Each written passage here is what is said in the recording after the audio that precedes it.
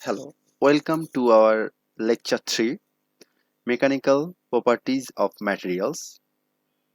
This is the course IP 101 Engineering Materials, and I am your course instructor Saurabh Kumar Ghosh, lecturer, Department of Industrial and Production Engineering, GUTEX. তো প্রথমে যদি আমরা আসি যে engineering ম্যাটেরিয়ালসে অনেক গুরুত্বপূর্ণ একটা পার্ট হলো মেকানিক্যাল প্রপার্টিজ অ্যানালাইসিস। সো এই মেকানিক্যাল প্রপার্টিজটা জানাটা কেন জরুরি বা কেন আমরা এটা স্টাডি করব সেই বিষয়গুলো এই স্লাইডে বলা আছে। সো যদি আমরা ফার্স্ট পয়েন্টটা দেখি বা চিন্তা করি, সো ফার্স্ট পয়েন্টে বলা হচ্ছে যে আপনার মানে মেকানিক্যাল প্রপার্টিজগুলো যদি আপনি জানেন কোনো একটা ম্যাটেরিয়ালের, এটা সরাসরি আপনার অ্যাপ্লিকেশনের সাথে রিলেটেড। দ্যাট মিনস একটা অবজেক্ট বা একটা ম্যাটেরিয়াল যখন হচ্ছে আমরা ইউজেবল প্রোডাক্টে তৈরি করি, তখন এটার উপর কিছু লোড অ্যাপ্লাই করা হয়। সো এই লোডটার সাথে মেকানিক্যাল প্রপার্টিজগুলো ভ্যারি করতে পারে, বা কত লোড দিলে এটা ডিফর্ম করবে না সেটা আমরা বুঝতে পারি। সেকেন্ড অফ অল, আমরা প্রত্যেকটা ম্যাটেরিয়ালের মেকানিক্যাল প্রপার্টিজগুলো যদি ভালো করে অবজার্ভ করি, তাহলে আমরা বলতে পারি যে আমাদের প্রোডাক্টটা সার্ভিস লাইফ কতদিন পর্যন্ত থাকবে, বা কত পিরিয়ড পর্যন্ত বা কোন কন্ডিশনে এটা সাস্টেইন করতে পারবে। সো মেকানিক্যাল প্রপার্টিজ অ্যানালাইসিস করলে আমরা জানতে পারবো সাস্টেইনাবিলিটি অফ এনি প্রোডাক্ট। থার্ড পয়েন্টটা হচ্ছে মেকানিক্যাল প্রপার্টিজের উপর ভ্যারি করে বিভিন্ন ম্যাটেরিয়ালকে আমরা ক্লাসিফাই এবং আইডেন্টিফাই করতে পারবো। আর সবার শেষের যে পয়েন্টটা, আমরা কমন কিছু প্রপার্টিজ সম্পর্কে জানতে পারবো। এর মধ্যে আছে strength, ductility, hardness, impact resistance, fracture toughness.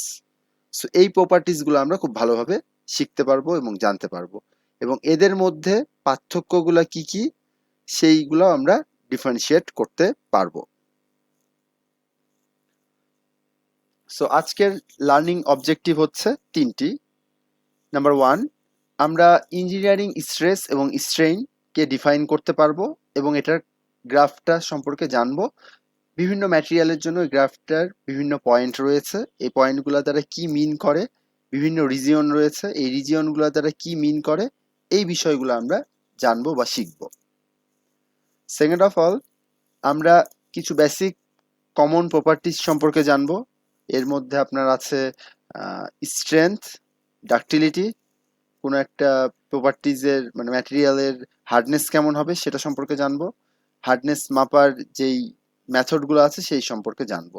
So last যেই পয়েন্টটা সেটা হচ্ছে যে আমরা এই যে বিভিন্ন রকম প্রপার্টিজ থাকে ম্যাটেরিয়ালের, সেইগুলো আমরা কিভাবে মেজার করতে পারি বা সেইগুলো টেস্টিং এর কি কি মেথডস আছে সেইগুলো সম্পর্কে আমরা একটা ব্রিফ ধারণা নিব।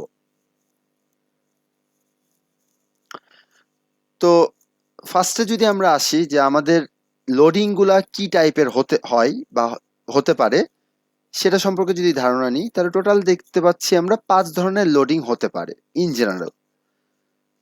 সো রাইট সাইডে দেখেন 5টা ফিগার দেওয়া আছে। সো ফার্স্ট ফিগার দ্বারা বোঝানো হচ্ছে টেনশন। সো এটা হচ্ছে আপনার একটা ম্যাটেরিয়াল, এই ম্যাটেরিয়ালের যদি দুই দিকে আমি দুটা ফোর্স দিই, ফোর্স দিয়ে যদি এটাকে টানি দুই দিক থেকে, তাহলে এটার মধ্যে যেই ফোর্সটা সে বা যে লোডিং এর মধ্যে সে থাকে সেটাকে আমরা বলি টেনশন। আবার সেকেন্ড ফিগারটাতে দেখেন, যদি আমরা এটাকে কম্প্রেস করি মানে চাপ দিই উপর থেকে এবং নিচ থেকে, তাহলে এটা কম্প্রেসড হবে মানে ছোট হয়ে যাবে, সংকুচিত হবে। আর টেনশন ফোর্সে হচ্ছে এটা হচ্ছে ইলংগেশন হবে, এর দ্যাট মিনস এটা বড় হয়ে যাবে, প্রসারিত হবে। আর কম্প্রেশন ফোর্সে হচ্ছে এটা সংকুচিত হয়ে যাবে। সো এই ধরনের ফোর্সকে বলা হয় কম্প্রেশন ফোর্স। থার্ড যে পয়েন্টটা আছে সেটা হচ্ছে bending loading. So bending loading এ যেটা হয় যে আপনার দুইটা পয়েন্টে সিমিলার ডিরেকশনে দুটো লোড দেওয়া হয়, আর মাঝ বরাবর বিপরীত বা অপোজিট দিকে আরেকটা ফোর্স দেওয়া হয়। সো যদি আমি এদিকে ফোর্স দিই তাহলে এটা হচ্ছে বেঁকে যাবে। সো এই যে বেন্ড হচ্ছে বা মানে কিছুটা হচ্ছে সে হচ্ছে ডিফর্ম হয়ে বেঁকে যাচ্ছে, এটাকে বলে থাকি বেন্ডিং লোড। ঠিক আছে। সো বেন্ডিং লোডের ক্ষেত্রে আমরা সবসময় একটা জিনিস মাথায় রাখবো যে দুই দিকে সিমিলার ডিরেকশনে একটা ফোর্স দিব, আর মাঝে হচ্ছে আমরা উল্টা দিকে আরেকটা ফোর্স দিব। তাহলে হচ্ছে যে ধরনের লোডিং হবে সেটাকে আমরা বলে থাকি বেন্ডিং লোডিং। এরপরে আসি হচ্ছে শিয়ার লোডিং। শিয়ার লোডিং মানে ছিঁড়ে ফেলা। সো আপনি যদি এই রিজিড বডিটাকে, ধরেন এটা ফিক্সড আছে এই পয়েন্টে, এটাকে যদি ফোর্স দেন দুই দিক থেকে প্যারালালি, সো তখন যেটা দেখা যাবে যে এটা হচ্ছে আপনার একটু বেন্ড হয়ে যাচ্ছে বা এটা ডিফরমেশন হচ্ছে। বেন্ডিং না, মানে এটা ডিফরমেশন হবে। সো এই লোডিংটাকে আমরা বলি শিয়ার লোডিং। শিয়ার মানে ছিঁড়ে যাওয়া। আর এটার যে লোডিংটা সেটা হচ্ছে আপনার দেখেন ক্রস সেকশনাল এরিয়াটা তো এটা, এই সারফেসটা। সো এই সারফেসের সাথে আপনার এই যে লোডিং এর ডিরেকশন এটা প্যারালাল হয়। আর টেনশন এবং কম্প্রেশনের ক্ষেত্রে সারফেসের সাথে আমার যে লোডিং সেইটা হচ্ছে পারপেন্ডিকুলার হয়। সো এটাই main difference between tension, compression and শিয়ারিং। ঠিক আছে? তো শিয়ারিং এর যদি আমরা বাস্তব একটা উদাহরণ দিতে চাই, তাহলে ধরেন যে আমরা সুপারি গাছ বা তাল গাছ দেখেছি। এই গাছগুলো যেটা হয় যে অনেক চিকন এবং অনেক লম্বা হয়। সো এই গাছে যদি আপনি একটু ভর দেন বা হেলাম দেন, তাহলে এটা হচ্ছে কিছুটা হচ্ছে বেঁকে যায়, যেহেতু নিচটা হচ্ছে ফিক্স থাকে এবং ওটা হচ্ছে কিছুটা বেঁকে যায়। সো এটাকে আমি বলতে পারি শিয়ারিং। দ্যাট মিনস ডিফর্ম হয়ে যাচ্ছে। এরপরে লাস্ট যেই লোড সেটাকে আমরা বলি টর্শন। টর্শন মানে হচ্ছে ঘূর্ণন।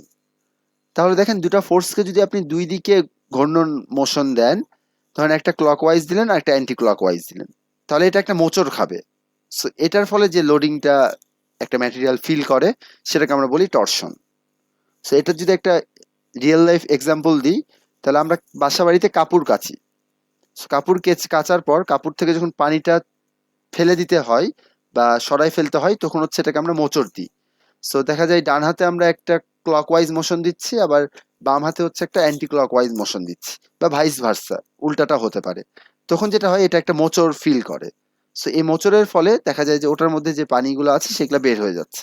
তাহলে এই যে একটা ম্যাটেরিয়ালের উপর আমি দুই দিকে দুই রকম ঘূর্ণন মোশনের কারণে ম্যাটেরিয়াল যে ফোর্সটা ফিল করে সেটাকে আমরা বলে থাকি টরশন ফোর্স। এবার আমরা আসি টেনজাইল প্রপার্টিস। টেনজাইল মানে কি ছিল, যে যে আমরা দুই দিক থেকে টানবো, টেনে এটাকে ইলংগেশন হবে এটার, বা হচ্ছে এটা প্রসারিত হয়ে যাবে। সো এই টেনজাইল মানে টেনজাইল ফোর্সের কারণে যেই যেই প্রপার্টিজ একটা ম্যাটেরিয়ালের মধ্যে আমরা দেখতে পাই সেটা হচ্ছে টেনজাইল প্রপার্টিজ। সো এটার মধ্যে ফার্স্টে আছে হচ্ছে দেখেন নর্মাল স্ট্রেস। সো যদি আমার ফোর্সটা নর্মাল মানে ক্রস সেকশন এরিয়ার সাথে যদি নর্মাল হয় বা পারপেন্ডিকুলার হয়, তাহলে পার্টিকুলার একটা বস্তু যে স্ট্রেস ফিল করে সেটাকে আমরা বলতে পারি নর্মাল স্ট্রেস। স্ট্রেস মূলত ফোর্স এবং ক্রস সেকশনাল এরিয়ার সাথে ডিপেন্ডেন্ট। ক্রস সেকশনাল এরিয়াটা দেখেন এইখানে, বা এইখানকার যে কোনো একটা প্লেনে হচ্ছে আপনি ক্রস সেকশন এরিয়াটা নিতে পারেন।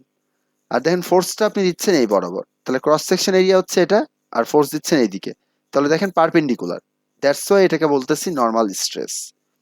সো স্ট্রেসের সংজ্ঞা অনুযায়ী আমরা জানতে পারি যে একক ক্ষেত্রফলে যে পরিমাণ বল প্রয়োগ করা হয় বা যে পরিমাণ বল একটা ক্রস সেকশন এরিয়ার মধ্যে থাকে সেটাকে আমরা বলতে পারি স্ট্রেস। সো এখানে normal stress equals to sigma, sigma equals to F by A nought. So A নটটা হচ্ছে আমার এরিয়াটা, ক্রস সেকশনাল এরিয়া, আর এফ হচ্ছে আপনার অ্যাপ্লাইড ফোর্স। সো এই নর্মাল স্ট্রেসের কিছু ইউনিট আছে। এটার মধ্যে সবচেয়ে কমন ইউনিট হচ্ছে পিএসআই। পিএসআই মানে হচ্ছে আপনার pound per square inch. So এটাকে আমরা এইভাবে না লিখে পিএসআই ওয়াইজ লিখি। এটা হচ্ছে pounds per square inch. So PSI আমরা লিখি, বা কেএসআই। কেএসআই মানে হচ্ছে kilo pound per square inch. Kilo pound per square ইঞ্চকে কেএসআই বা কেপিএসআই বলা যেতে পারে। আরেকটা হচ্ছে এসআই ইউনিট আছে, সেটাকে আমরা বলি প্যাসকেল বা Newton per metre square. So তিনটা ইউনিটই আমরা ম্যাথ করার সময় ইউজ করব। বাট ইউনিটগুলোকে আপনার কনভার্ট করার দরকার নাই। যে ম্যাথে যে ইউনিট থাকবে সেই ম্যাথে ওই ইউনিট দিয়ে আপনারা অ্যান্সারটা বের করবেন। এরপরে চলে আসি আমরা স্ট্রেইন। স্ট্রেস এবং স্ট্রেইন পরস্পর রিলেটেড। যদি আপনি মানে ফোর্স অ্যাপ্লাই করেন দেখেন এখানে এক্সটার্নাল ফোর্স হচ্ছে আপনি সারফেসের দুই দিকে অ্যাপ্লাই করতেছেন। সো তাহলে কি হবে, এটা হচ্ছে টেনজাইল ফোর্সে থাকবে বা টেনশনে থাকবে। টেনশনে থাকলে এটা হচ্ছে ইলংগেশন হতে পারে। সো দেখেন ডেল এল পরিমাণ তার হচ্ছে ইলংগেশন হয়েছে।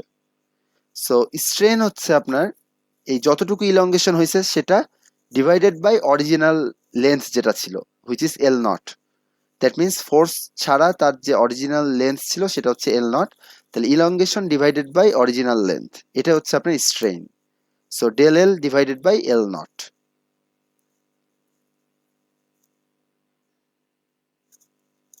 এরপরে আসি আমরা টেনজাইল প্রপার্টিজ গুলো আমরা কিভাবে টেস্ট করতে পারি।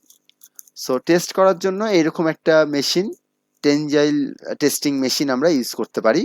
সো এখানে যেটা হয় যে দেখেন দুই দিকে দুটো স্ক্রু থাকে, এটা একটা স্ক্রু, এটা আরেকটা স্ক্রু। আর এইখানে হচ্ছে আপনার একটা মুভিং ক্রস হেড থাকে, এটার সাথে দুইটা গ্রিপ থাকে, এটা একটা গ্রিপ, এটা আরেকটা গ্রিপ। সো এই গ্রিপের মধ্যে হচ্ছে আপনার যেই স্পেসিমেন বা যেটা টেস্টিং করবেন সেই টেস্টিং ম্যাটেরিয়ালটা এটার সাথে অ্যাটাচ থাকে। আর এখানে একটা এক্সটেনশোমিটার থাকে, ওই এক্সটেনশোমিটার দিয়ে আমরা অবজার্ভ করি যে এটা কতটুকু এক্সটেন্ড হচ্ছে। সো এখান থেকে আমরা পেয়ে যাবো ডেল এল এর পরিমাণ।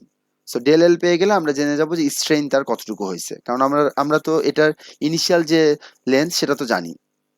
সো এখানে যেটা করা হয় যে স্পেসিমেনটাকে এই দুটো গ্রিপের সাথে আটকানো হয়, পরবর্তীতে এই স্ক্রুটাকে ঘুরালে এই মুভিং ক্রসেটটা মুভ করে, ইদার এদিকে মুভ করবে অথবা ওইদিকে মুভ করবে।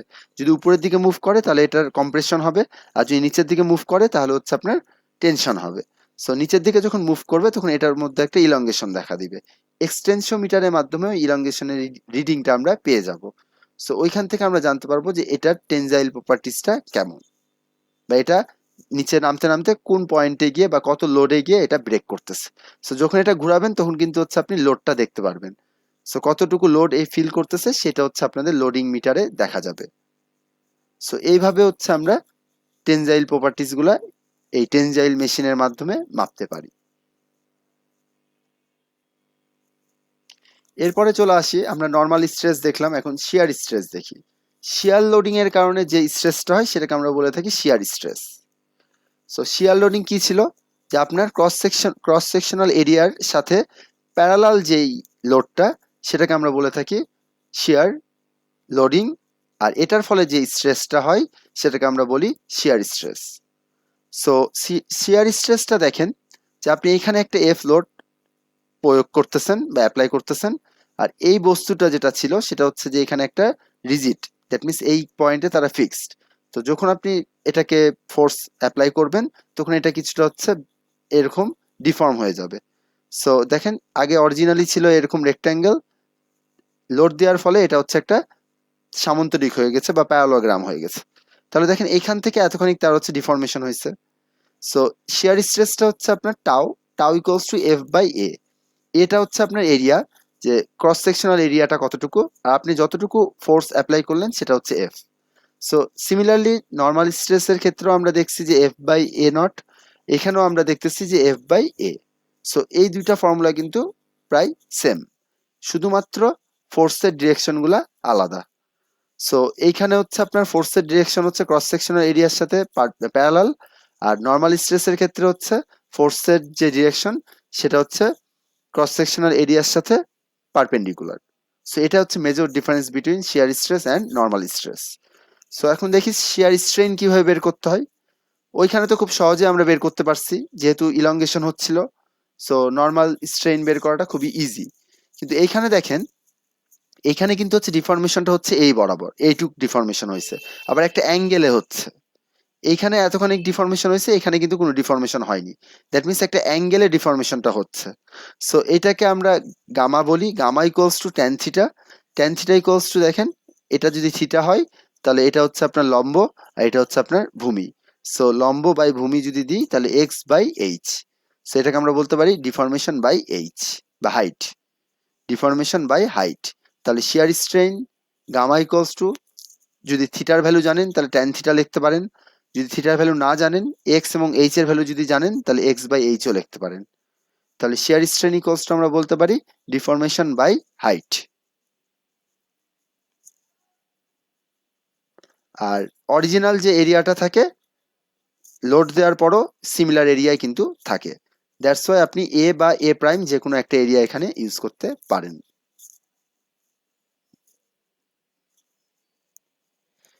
এরপরে চলে আসি স্ট্রেস এবং স্ট্রেইনের মধ্যে যে সম্পর্ক আছে সেটা আমরা হুকস ল এর মাধ্যমে জানতে পারি।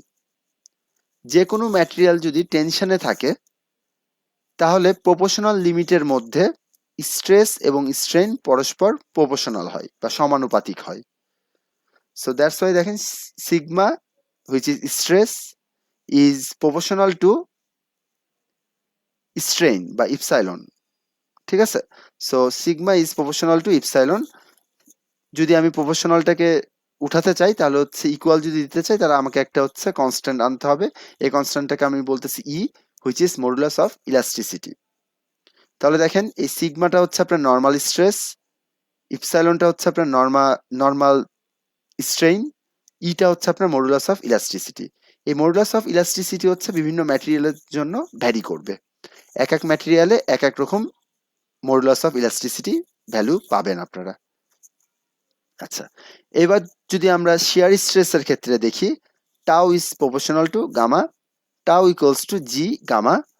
টাউ হচ্ছে আপনার শিয়ার স্ট্রেস, গামা হচ্ছে আপনার শিয়ার স্ট্রেইন, আর জি যেটা আছে কনস্ট্যান্ট সেটা হচ্ছে আপনার মডুলাস অফ রিজিডিটি অথবা শিয়ার মডুলাস।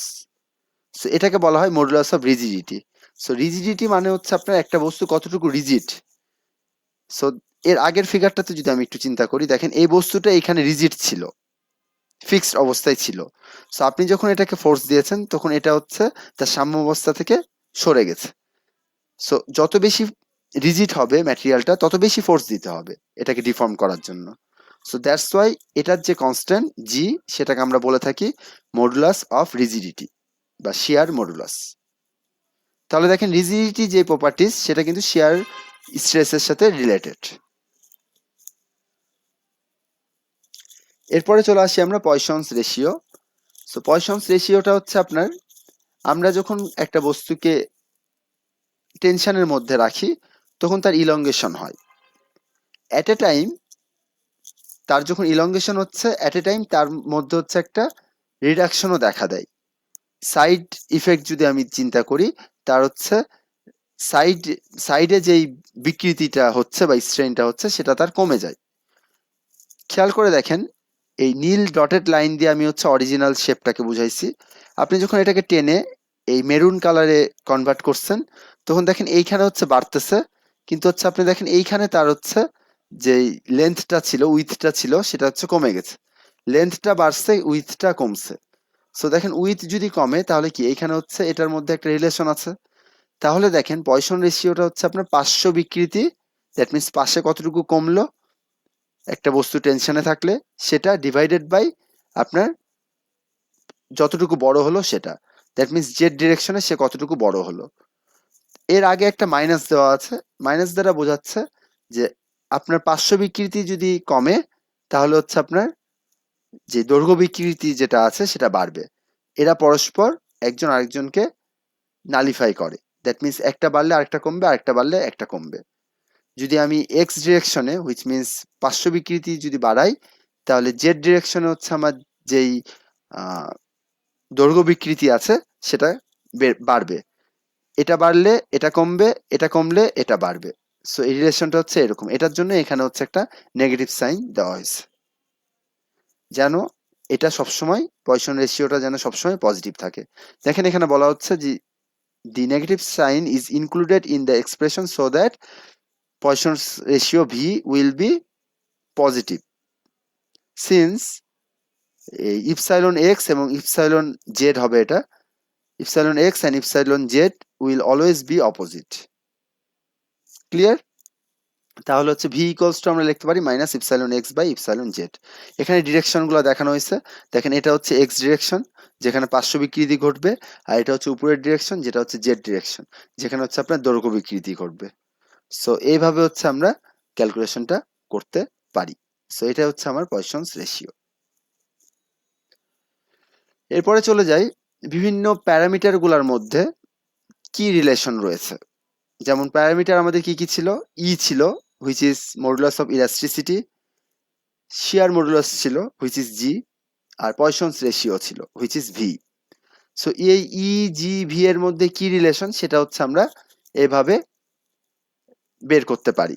সো এই যে রিলেশনটা আমরা দেখতে পাচ্ছি, এটা হচ্ছে বিজ্ঞানীরা বিভিন্ন ডেটা অবজার্ভ করে এটা বের করছে। সো এখানে দেখেন ই equals to 2g into 1 plus V. V হচ্ছে আপনার পয়সনস রেশিও। এখান থেকে আমরা আরেকটা বিষয় জানতে পারি যে অনেকগুলা ম্যাটেরিয়াল হচ্ছে অ্যানাইসোট্রপিক। অ্যানাইসোট্রপিক মানে আপনার ইলাস্টিক বিহেভিয়ার গুলা ডিরেকশনের উপর যদি রিলেটেড হয় বা ডিরেকশনের উপর যদি ডিপেন্ডেন্ট হয়, তখন এটাকে আমরা বলে থাকি অ্যানাইসোট্রপিক বস্তু বা ম্যাটেরিয়াল। অ্যানাইসোট্রপিক মানে হচ্ছে আপনার দেখেন যে আমরা যখন লোড দিচ্ছি, সো একটা ডিরেকশনে এটার ইলংগেশন বেশি হবে, আবার অন্য আরেকটা ডিরেকশনে ইলংগেশন যদি কম হয়, দ্যাট মিনস ডিরেকশন ওয়াইজ যদি এটা ভ্যারি করে, ক্রিস্টালের যদি ডিরেকশন ওয়াইজ এটা ভ্যারি করে, তখন এটাকে আমরা বলে থাকি অ্যানাইসোট্রপিক। এই ধরনের ম্যাটেরিয়ালের জন্য ইলাস্টিক প্রপার্টিজ গুলো হচ্ছে আপনার সেভারেল ইলাস্টিক কনস্ট্যান্ট দিয়ে রিপ্রেজেন্ট করা হয়, কারণ এক একটা ডিরেকশনে এক এক রকম ইলংগেশন ঘটতেছে। তাহলে এক একটা ডিরেকশনে এক এক রকম ইলাস্টিক প্রপার্টিজ দেখা দিবে। দ্যাট মিনস ই যেটা আছে সেটা হচ্ছে ভ্যারি করবে। সো ইটা হচ্ছে আপনার এখানে ভ্যারি করবে। ই মানে হচ্ছে মডুলাস অফ ইলাস্টিসিটি, কারণ এক একটা জায়গায় এক এক রকম ইলাস্টিসিটি সে হচ্ছে শো করতেছে। সো এই ধরনের মানে বস্তুকে আমরা অ্যানাইসোট্রপিক বস্তু বলে থাকি, যেটা ক্রিস্টালের ডিরেকশনের উপর ইলাস্টিক বিহেভিয়ার গুলা ভ্যারি করে। আর আরেকটা টার্ম আছে সেটা হচ্ছে যে অ্যানইলাস্টিসিটি। অ্যানইলাস্টিসিটি হচ্ছে ইলাস্টিক বিহেভিয়ার গুলো যদি টাইমের সাথে ডিপেন্ডেন্ট হয়, দ্যাট মিনস টাইমের সাথে যদি এটার বিহেভিয়ার চেঞ্জ হতে থাকে, তখন আমরা ওই প্রপার্টিসকে বলি, ওই বিহেভিয়ারকে বলি অ্যানইলাস্টিক বিহেভিয়ার। আমরা যখন চিন্তা করতেছি যে ইলাস্টিক বিহেভিয়ারের কথা, তখন কিন্তু এটাকে আমরা ধরে নিচ্ছি যে টাইম ইন্ডিপেন্ডেন্ট। দ্যাট মিনস আমি যত টাইম ধরে এটাকে লোডে রাখি না কেন, ওটার ইলংগেশন একটা নির্দিষ্ট লোডের জন্য সবসময় কনস্ট্যান্ট থাকবে। কিন্তু যদি টাইম ডিপেন্ডেন্ট হয়, তাহলে আপনার টাইম পরিবর্তনের সাথে সাথে একটা নির্দিষ্ট লোডের ক্ষেত্রে আপনার ইলংগেশনটা বা ইলাস্টিক বিহেভিয়ারটা চেঞ্জ হতে থাকবে। সো এই ধরনের বিহেভিয়ারকে বা এই ধরনের ম্যাটেরিয়ালকে আমরা বলে থাকি ইলাস্টিক ম্যাটেরিয়াল। আর এই যে সিনারিও বা এই যে প্রপার্টিজ, এটাকে আমরা বলে থাকি ইলাস্টিসিটি। আচ্ছা, এবার আমরা চলে আসি ইঞ্জিনিয়ারিং স্ট্রেস স্ট্রেইন কার্ভে। সো দেখেন এইখানে হচ্ছে দুইটা কার্ভ দেখানো হয়েছে। ফার্স্ট কার্ভটাতে দেখানো হয়েছে আপনার ইঞ্জিনিয়ারিং স্ট্রেস স্ট্রেইন কিভাবে ভ্যারি করে লোডের সাথে। আর সেকেন্ড যে কার্ভটা দেখানো হয়েছে সেখানে দেখানো হয়েছে যে কিভাবে আমরা ইল্ড স্ট্রেংথ বের করতে পারি। আচ্ছা, ফার্স্টের যেই গ্রাফটা আছে সেটাতে যদি আমরা আসি, তাহলে দেখেন আমরা এখানে বেশ কয়েকটা রিজিয়ন দেখতে পাচ্ছি। 1 2 3 4, চারটা রিজিয়ন আমরা দেখতে পাচ্ছি। একটা দেখেন যে ইলাস্টিক রিজিয়ন। ইলাস্টিক রিজিয়নটা হলো আপনার যে এইটুক রিজিয়নের মধ্যে আপনি যদি লোড অ্যাপ্লাই করেন, দ্যাট মিনস স্ট্রেস যদি আপনি অ্যাপ্লাই করেন, তারপরে যদি আবার স্ট্রেসটা সরাই নেন, তাহলে তার স্ট্রেনটা জিরো থাকবে। দ্যাট মিনস আগের ফর্মে সে ব্যাক করবে। সো এই জন্য এটাকে বলা হচ্ছে ইলাস্টিক। দ্যাট মিনস আপনি একটা নির্দিষ্ট লোড দিবেন, আবার লোড সরাই নিলে, লোড দিলে ইলংগেশন হবে, আবার লোড যদি সরাই নেন সেটা আবার আগের অবস্থানে ফিরে যাবে। সো এইটাই হচ্ছে প্রপোর্শনাল লিমিট। পিএল দ্বারা প্রপোর্শনাল লিমিট বোঝানো হচ্ছে। এই প্রপোর্শনাল লিমিটের মধ্যে যদি আপনার হচ্ছে লোডটা ভ্যারি করে, তাহলে সেটাকে আমরা বলে থাকি ইলাস্টিক বিহেভিয়ার। এরপরে দেখেন প্রপোর্শনাল লিমিটের কিছু দূর পর্যন্ত এই ইলাস্টিক বিহেভিয়ারটা শো করে। দ্যাট মিনস আর কিছু দূর পর্যন্ত ইএল, যেটা হচ্ছে ইলাস্টিক লিমিট, এই লিমিট পর্যন্ত হচ্ছে আপনার ইলাস্টিসিটি মানে ইলাস্টিক বিহেভিয়ারটা থাকে। এই ইএল পয়েন্টটাকে বলা হচ্ছে আপনার yield point. So yield point দ্বারা আমরা ডিফাইন করতে পারি যে পয়েন্টে আমার ইলাস্টিক বিহেভিয়ারটা শেষ হয় বা ইলাস্টিক বিহেভিয়ারের চরম যে পয়েন্ট, সেটাকে আমরা বলে থাকি ইল্ড পয়েন্ট বা ইলাস্টিক লিমিট। সো এইটাই হচ্ছে আমার ইল্ড পয়েন্ট। সো এই ইল্ড পয়েন্টটা বের করতে হলে আমরা যেটা করি যে সাধারণত 0.2% স্ট্রেন ধরে একটা প্যারালাল লাইন এই প্রপোর্শনাল লিমিটের সাথে ড্র করি। ওইটা গিয়ে আমার কার্ভকে যে পয়েন্টে ইন্টারসেক্ট করে সেটাকে আমরা ধরি যে ওইটাই ইল্ড স্ট্রেংথ বা ইলাস্টিক লিমিট। এই ইলাস্টিক লিমিটের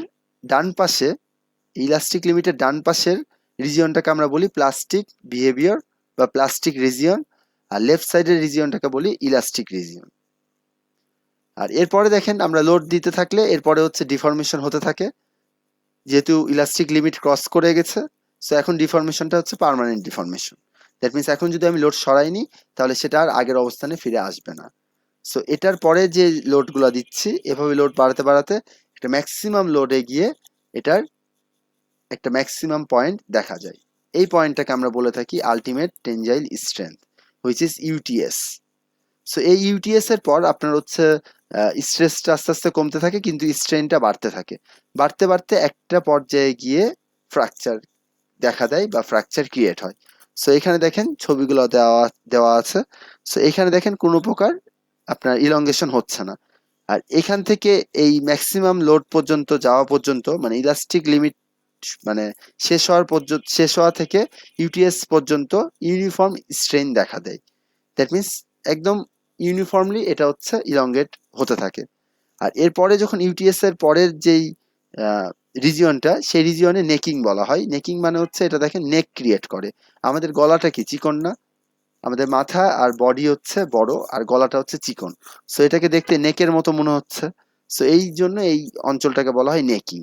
সো নেক যখন শুরু হয়ে যাচ্ছে তখন কিন্তু আমি বুঝতেছি যে এইখানে ফার্দার আরো লোড দিলে এইখান থেকে ব্রেক করবে। সো দেখেন নেকিং হতে হতে হতে হতে একটা পর্যায়ে গিয়ে স্ট্রেস যখন সে আর নিতে পারে না তখন হচ্ছে এইখানে এসে সে হচ্ছে ফ্র্যাকচার অবস্থায় চলে যায়। তখন দেখেন এটা ভেঙে গেছে। সো এইটাই হচ্ছে আমাদের মূলত ইঞ্জিনিয়ারিং স্ট্রেস স্ট্রেন কার্ভ। আর নেকিং এরিয়াতে এসে আপনার এরিয়াটা কিন্তু কমতে থাকে আস্তে আস্তে, কমতে কমতে যখন একদমই মিনিমামে পৌঁছায় যায় বা জিরো হয়ে যায় তখন এটা ব্রেক করে।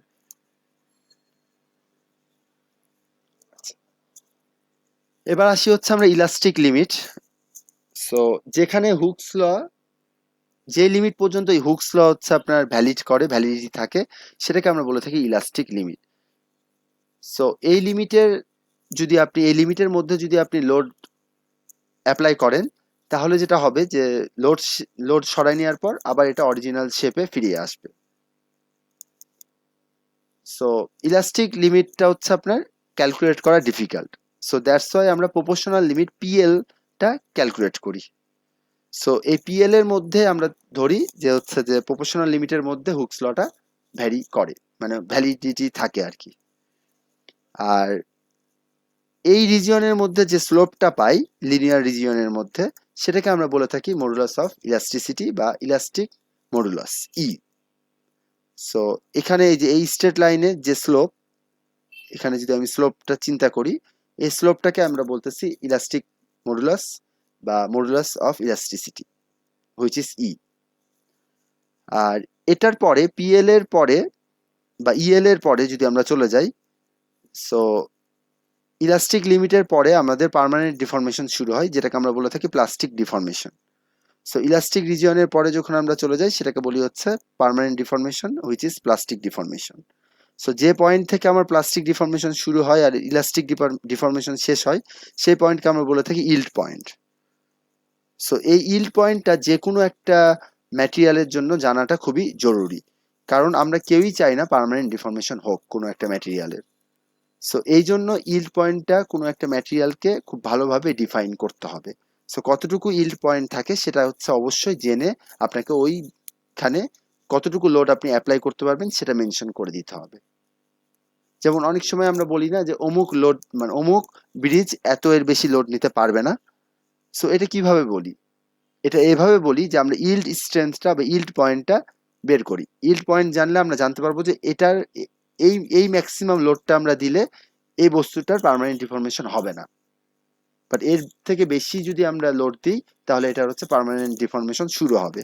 এবং পার্মানেন্ট ডিফর্মেশন যদি শুরু হয় একটা পর্যায়ে গিয়ে এটা ব্রেক করে যাবে, কারণ আমরা গ্রাফটাতে দেখলাম যে পার্মানেন্ট ডিফর্মেশন এখান থেকে শুরু হচ্ছে, তারপর শুরু হতে হতে আস্তে আস্তে এটা হচ্ছে আপনার ইউটিএস এ যাবে, ইউটিএস এ যাওয়ার পর এটা নেকিং ক্রিয়েট হবে, নেকিং ক্রিয়েট হতে হতে একটা পর্যায়ে গিয়ে এটা ব্রেক করবে। এই জন্যই দেখবেন যে ব্রিজগুলোতে লেখা থাকে যে এত এর বেশি লোড ক্যারি করা যাবে না, কিন্তু বাংলাদেশে ম্যাক্সিমাম ক্ষেত্রেই দেখা যায় এটা এই রুলসটা কেউ ফলো করে না।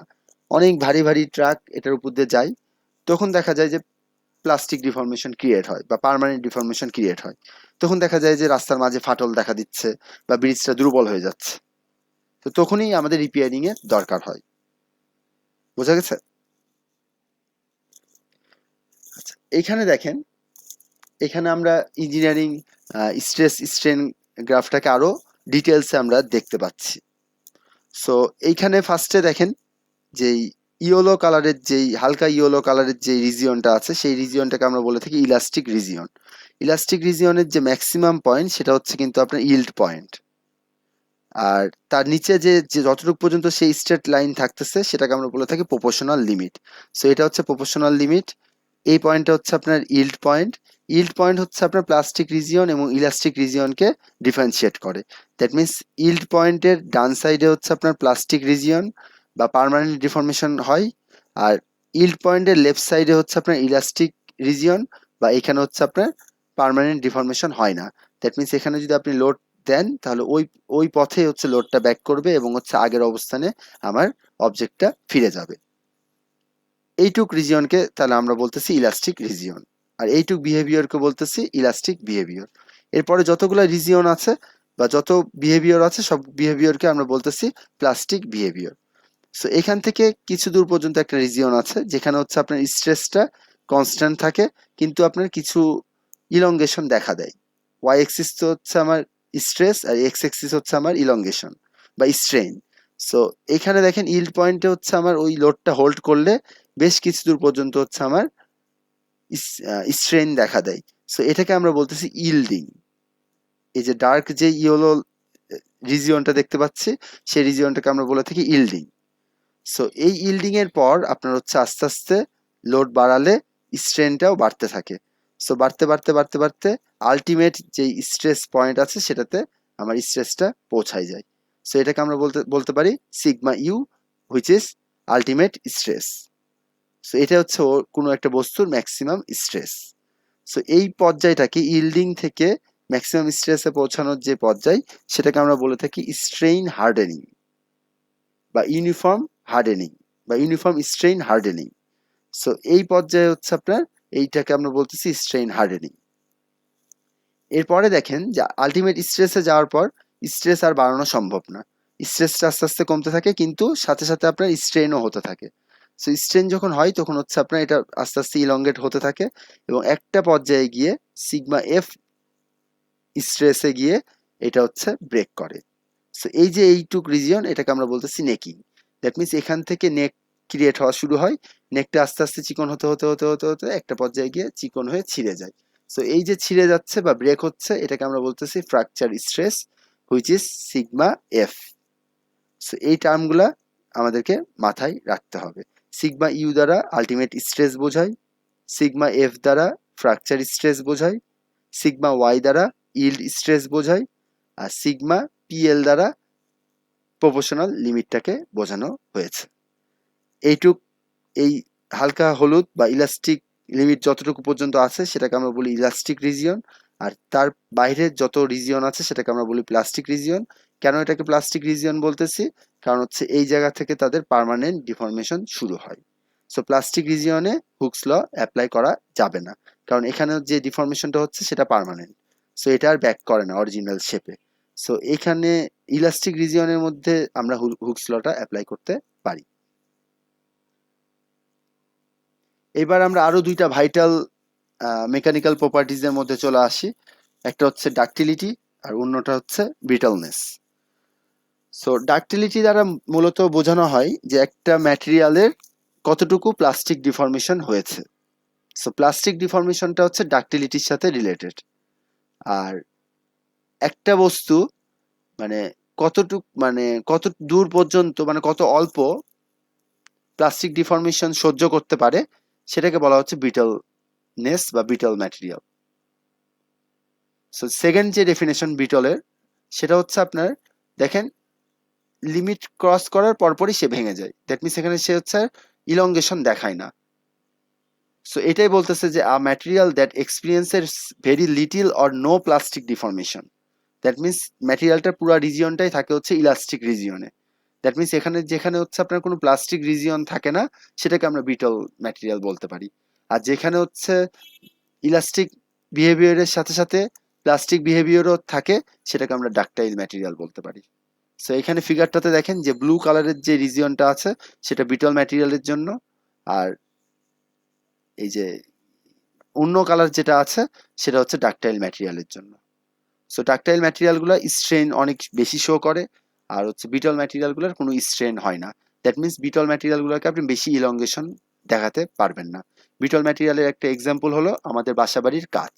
সো কাঁচকে যদি আপনি একটা নির্দিষ্ট ফোর্সের থেকে বেশি ফোর্স দেন এটা ব্রেক করে, এটা আর ইলংগেট করে না। কিন্তু ডাকটাইল ম্যাটেরিয়ালের একটা এক্সাম্পল হলো আমাদের কলম, প্লাস্টিকের যে কলম, এটাকে যদি হিট দেন এটাকে বড় করতে থাকলে এটা বিশাল বড় হতেই থাকবে, হতে হতে হতে হতে নেকিং ক্রিয়েট করবে, তারপর আলটিমেটলি এটা পরবর্তীতে ছিঁড়ে যাবে। সো এই যে বিশাল বড় হচ্ছে এটাই তো আমার স্ট্রেন। সো এই জন্য ডাকটাইল ম্যাটেরিয়ালগুলো স্ট্রেন বেশি শো করে। ব্রিটলনেস বা হার্ডনেস কিভাবে ক্যালকুলেট করতে হয় সেটা আমরা চ্যাপ্টারের শেষের দিকে দেখব। আপাতত আমরা ডাকটিলিটি কিভাবে ক্যালকুলেট করতে হয় সেটা আমরা দেখতে পারি। সো ডাকটিলিটি যেহেতু বস্তুর লেন্থের সাথে রিলেটেড বা এরিয়ার সাথে রিলেটেড, দ্যাটস ওয়াই ডাকটিলিটির জন্য দুইটা ফর্মুলা আমরা ডিরাইভ করতে পারি। নাম্বার ওয়ান, লেন্থের সাপেক্ষে যদি আমি ডাকটিলিটিকে বলি যে কত পার্সেন্ট এটা হচ্ছে লম্বা হচ্ছে, so percent of elongation which is percent of EL equals to L F which is final length. Final length আমার এখানে কত দেখেন, এত দূর পর্যন্ত। That means A C nought হচ্ছে আপনার final length. Final length divided by minus initial length. So initial length হচ্ছে আপনার এ সি বলতে পারেন। So A C nought divided by AC nought minus AC divided by আপনার initial যে AC, সেটা যদি করেন তাহলে হচ্ছে আপনি যেই ভ্যালুটা পাবেন, যে পার্সেন্টেজটা পাবেন সেটা হচ্ছে ইলংগেশন পার্সেন্টেজ। দ্যাট মিনস কতটুকু ইলংগেট হলো।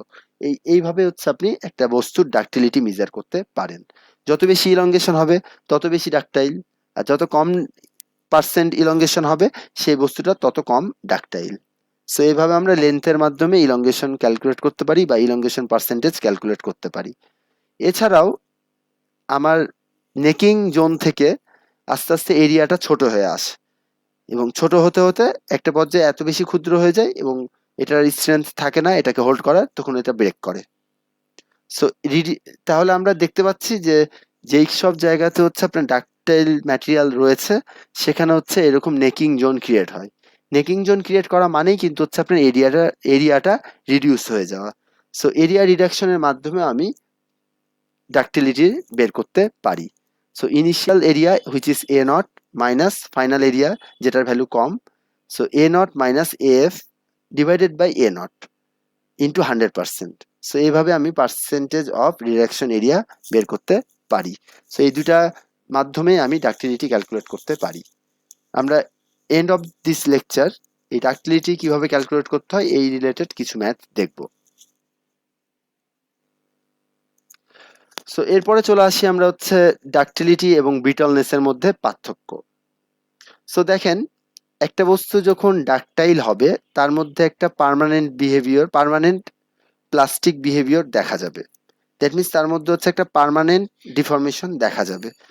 সো যখনই আমি হচ্ছে দেখেন এটা ইল্ড পয়েন্টের উপরে লোড অ্যাপ্লাই করব, এখানে দেখেন দুইটা সিনারিও দেওয়া আছে, একটা মাইল্ড স্টিল আর একটা হচ্ছে হাই স্ট্রেংথ স্টিল। সো এই দুটা ম্যাটেরিয়ালকে আমি 42 কেএসআই মানে হচ্ছে kilo Pascal kilo pound per square inch এই লোডটা দিয়েছি। সো এই লোড দেওয়ার ফলে দেখেন এটার হচ্ছে ইল্ড পয়েন্ট ছিল 36 কেএসআই। সো ইল্ড পয়েন্টের পরে যখনই আমি লোডটা বাড়াইছি তখন এই পথে সে হচ্ছে মুভ করছে। এখানে দেখেন এইখানেও 42 কেএসআই অ্যাপ্লাই করছি, করার পর এটা কিন্তু এখন হচ্ছে লিমিটটা ক্রস করে যায় নাই।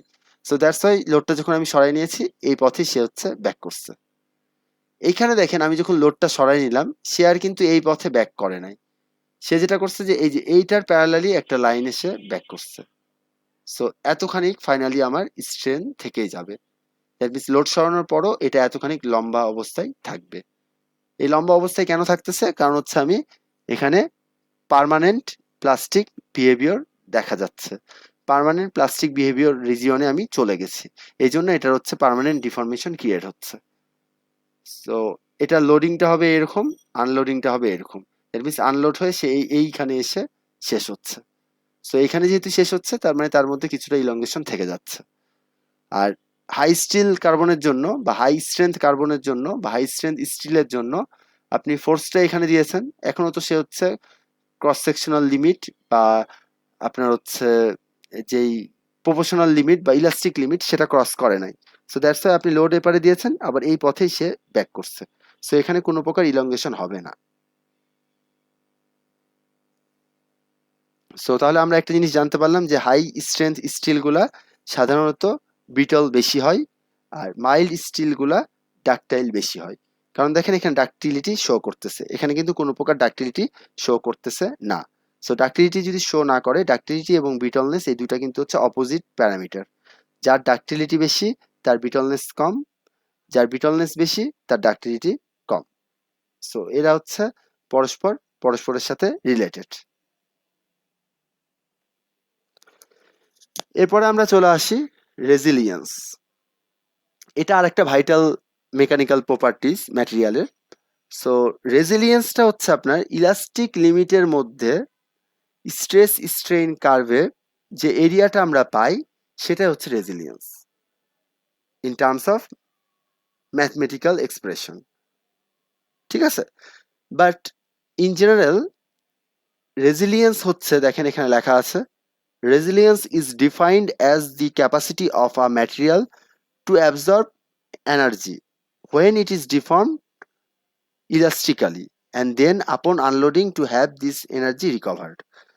তাহলে এটা যদি আমি সহজভাবে বলি যে রেজিলিয়েন্স হচ্ছে আপনার কোনো একটা পদার্থ কতটুকু শক্তি অ্যাবজর্ব করতে পারে ইলাস্টিক্যালি, ইলাস্টিক লিমিটের মধ্যে একটা বস্তু কতটুকু লোড অ্যাবজর্ব করতে পারে বা কতটুকু শক অ্যাবজর্ব করতে পারে। আবার যখন হচ্ছে লোড সরাই নিচ্ছে সেটা আবার আগের অবস্থানে ফিরে আসতেছে। ফর এক্সাম্পল, ধরেন যে আমি যদি একটা গদির চেয়ারে বসি, তাহলে যেটা হবে যে আমার লোডের কারণে সেটা হচ্ছে একটু গদিটা নিচের দিকে বসে যাবে। আমি যখন উঠে যাব তখন এটা আবার কিন্তু আগের অবস্থানে ফিরে আসবে। তাহলে ওইটাই হচ্ছে তার রেজিলিয়েন্স, সে কতটুকু শক্তি অ্যাবজর্ব করলো ইলাস্টিক লিমিটের মধ্যে। ঠিক আছে, আরেকটা ওয়ার্ডে ওটা বলা যেতে পারে যে maximum energy per volume that can be elastically stored. তাহলে এটার যে ফর্মুলা ইলাস্টিক রিজিয়নে দেখেন যে এরিয়াটা, সেটা কিন্তু আমি খুব সহজে ক্যালকুলেট করতে পারি। দেখেন এটাকে আমি ট্রায়াঙ্গেল বলতে পারি না? ট্রায়াঙ্গেল মানে কি? হাফ ইন্টু ভূমি গুণন উচ্চতা। সো হাফ ইন্টু ভূমি, ভূমিটা কি আমার? ডিফরমেশন বা স্ট্রেইন। সো হাফ ইন্টু, দেখেন স্ট্রেইনকে আমি বলতেছি সিগমা, সরি ইপসাইলন ওয়াই, আর হচ্ছে স্ট্রেস যেটা যেটা হাইট সেটাকে আমি বলতেছি সিগমা ওয়াই। তাহলে আমি U R equals to, that means resilience equals to half into sigma Y into epsilon Y বলতে পারি। That means half into stress into strain up to proportional limit. এই সিগমা ওয়াই দ্বারা বোঝানো হচ্ছে yield পয়েন্টে তার স্ট্রেস, আর epsilon Y দ্বারা বোঝানো হচ্ছে ইল্ড পয়েন্টে তার যতটুকু ডিফরমেশন হয়েছে বা তার যতটুকু স্ট্রেন পাচ্ছি আমি। সো এটাকে যদি আমি লিখি, ইপসাইলনকে তো আমি লিখতে পারি সিগমা ওয়াই ডিভাইডেড বাই ই। ই হচ্ছে আপনার ইলাস্টিক মডুলাস, হুকস ল থেকে এটা লিখতে পারি। এটাকে সিম্পলিফাই করলে আমরা পাচ্ছি sigma Y square divided by 2e, which is resilience.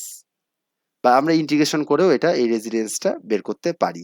সেক্ষেত্রে আমার বাউন্ডারি কন্ডিশন লাগবে যে এই পয়েন্টে আমার এখানকার লোডটা কতটুকু। সো বাউন্ডারি কন্ডিশন যদি আমি পেয়ে যাই, সেক্ষেত্রে আমি রেজিলিয়েন্স খুব ইজিলি বের করতে পারবো। এরপরে আমরা আসি টাফনেস। সো টাফনেসে যদি আমি চলে আসি, টাফনেসটা হচ্ছে আপনার কোনো একটা ম্যাটেরিয়াল প্লাস্টিক লিমিটের মধ্যে কতটুকু শক্তি অ্যাবজর্ব করতে পারে, সেটা হচ্ছে তার টাফনেস। সো ফ্র্যাকচার হওয়ার আগ পর্যন্ত একটা বস্তু কতটুকু শক অ্যাবজর্ব করতে পারে বা কতটুকু এনার্জি অ্যাবজর্ব করতে পারে, সেটা হচ্ছে আমার টাফনেস। টাফনেস প্রপার্টিসটা বস্তুর স্টিফনেসের সাথে জড়িত। দ্যাট মিনস একটা বস্তু কতটুকু স্টিফ, স্টিফ মানে হচ্ছে কতটুকু সে হচ্ছে রিজিড, কতটুকু লোড পর্যন্ত সে হচ্ছে নিজেকে সাস্টেইন করতে পারে, ব্রেক করে না। টাফনেসটাও একই কথা। সো টাফনেসের ক্ষেত্রে দেখেন এরিয়াটা ক্যালকুলেট করা কিন্তু একটু ডিফিকাল্ট, কারণ দেখেন এই পার্টটা প্লাস্টিক লিমিটের যে পার্ট সেটা কিন্তু কার্ভিলিনিয়ার। সো এটা বের করা কোনো রুলসের মাধ্যমে যদি আমি বের করতে চাই সেক্ষেত্রে এটা কঠিন। আপনার কাছে মনে হতে পারে যে এটা হচ্ছে বৃত্তাকার, কিন্তু অনেক সময় এটা বৃত্তাকার নাও হতে পারে, বিভিন্ন শেপের হতে পারে। সেক্ষেত্রে হচ্ছে আমার এই টাফনেসটা ক্যালকুলেট করা ঝামেলার। এই জন্য হচ্ছে আপনার একটা অ্যাপ্রক্সিমেশন করা হয়েছে, সেটা হচ্ছে দেখেন ইউটি মানে হচ্ছে টাফনেসের যে ভ্যালু সেটা হচ্ছে 2/3 SU ইন্টু ইপসাইলন এফ। এসইউটা কি আলটিমেট স্ট্রেংথ, আর সিগ মিউ এফটা হচ্ছে আপনার এই ফ্র্যাকচার হওয়ার সময় তার স্ট্রেন যতটুকু, দ্যাট মিনস যখন ফ্র্যাকচার হচ্ছে ততক্ষণে তার কতটুকু ইলংগেশন হচ্ছে বা তার স্ট্রেনটা কতটুকু হচ্ছে সেটা হচ্ছে আপনার mu F. So fracture strain এটাকে বলা হয়। সো আমরা এইভাবে সরাসরি ফর্মুলা দিয়েও বের করতে পারি। এছাড়া যদি ফর্মুলা যদি না দেওয়া থাকে বা ফর্মুলা যদি আমরা অ্যাপ্লাই না করতে পারি সেক্ষেত্রে আমরা ইন্টিগ্রেশনের মাধ্যমে এটা পারবো। সো ইন্টিগ্রেশনের জন্য কয়েকটা জিনিস লাগবে, সেটা হচ্ছে দেখেন এই টাফনেসের যে কার্ভ সেটার হচ্ছে আপনার ইকুয়েশন লাগবে। সো ইকুয়েশনটা যদি আপনি জানেন তখন হচ্ছে আপনি এটাকে ইন্টিগ্রেট করতে পারবেন। এছাড়াও আপনার বাউন্ডারি কন্ডিশন জানতে হবে লিমিটের জন্য, দ্যাট মিনস এই পয়েন্টে কতটুকু স্ট্রেস এবং কতটুকু আপনার ফ্র্যাকচার হয়েছে, মানে কতটুকু হচ্ছে ফ্র্যাকচার স্ট্রেইন হয়েছে সেটা। এই দুটো বিষয় যদি আপনি জানেন তাহলে একটা বাউন্ডারি কন্ডিশন আপনি পেয়ে যাবেন। আবার এই পয়েন্টে আরেকটা বাউন্ডারি কন্ডিশন লাগবে, দ্যাট মিনস ইলাস্টিক লিমিটটা কোথায় শেষ হচ্ছে বা ইল্ড পয়েন্টটা কোথায় শুরু হচ্ছে। সো এই ইল্ড পয়েন্টে তার স্ট্রেংথটা কত, ইল্ড স্ট্রেন কত এবং ইল্ড স্ট্রেসটা কত, সেই ইনফরমেশন লাগবে। সো এরকম বাউন্ডারি কন্ডিশন যদি দেওয়া থাকে তখনই হচ্ছে আমি টাফনেসটা ইজিলি বের করতে পারবো।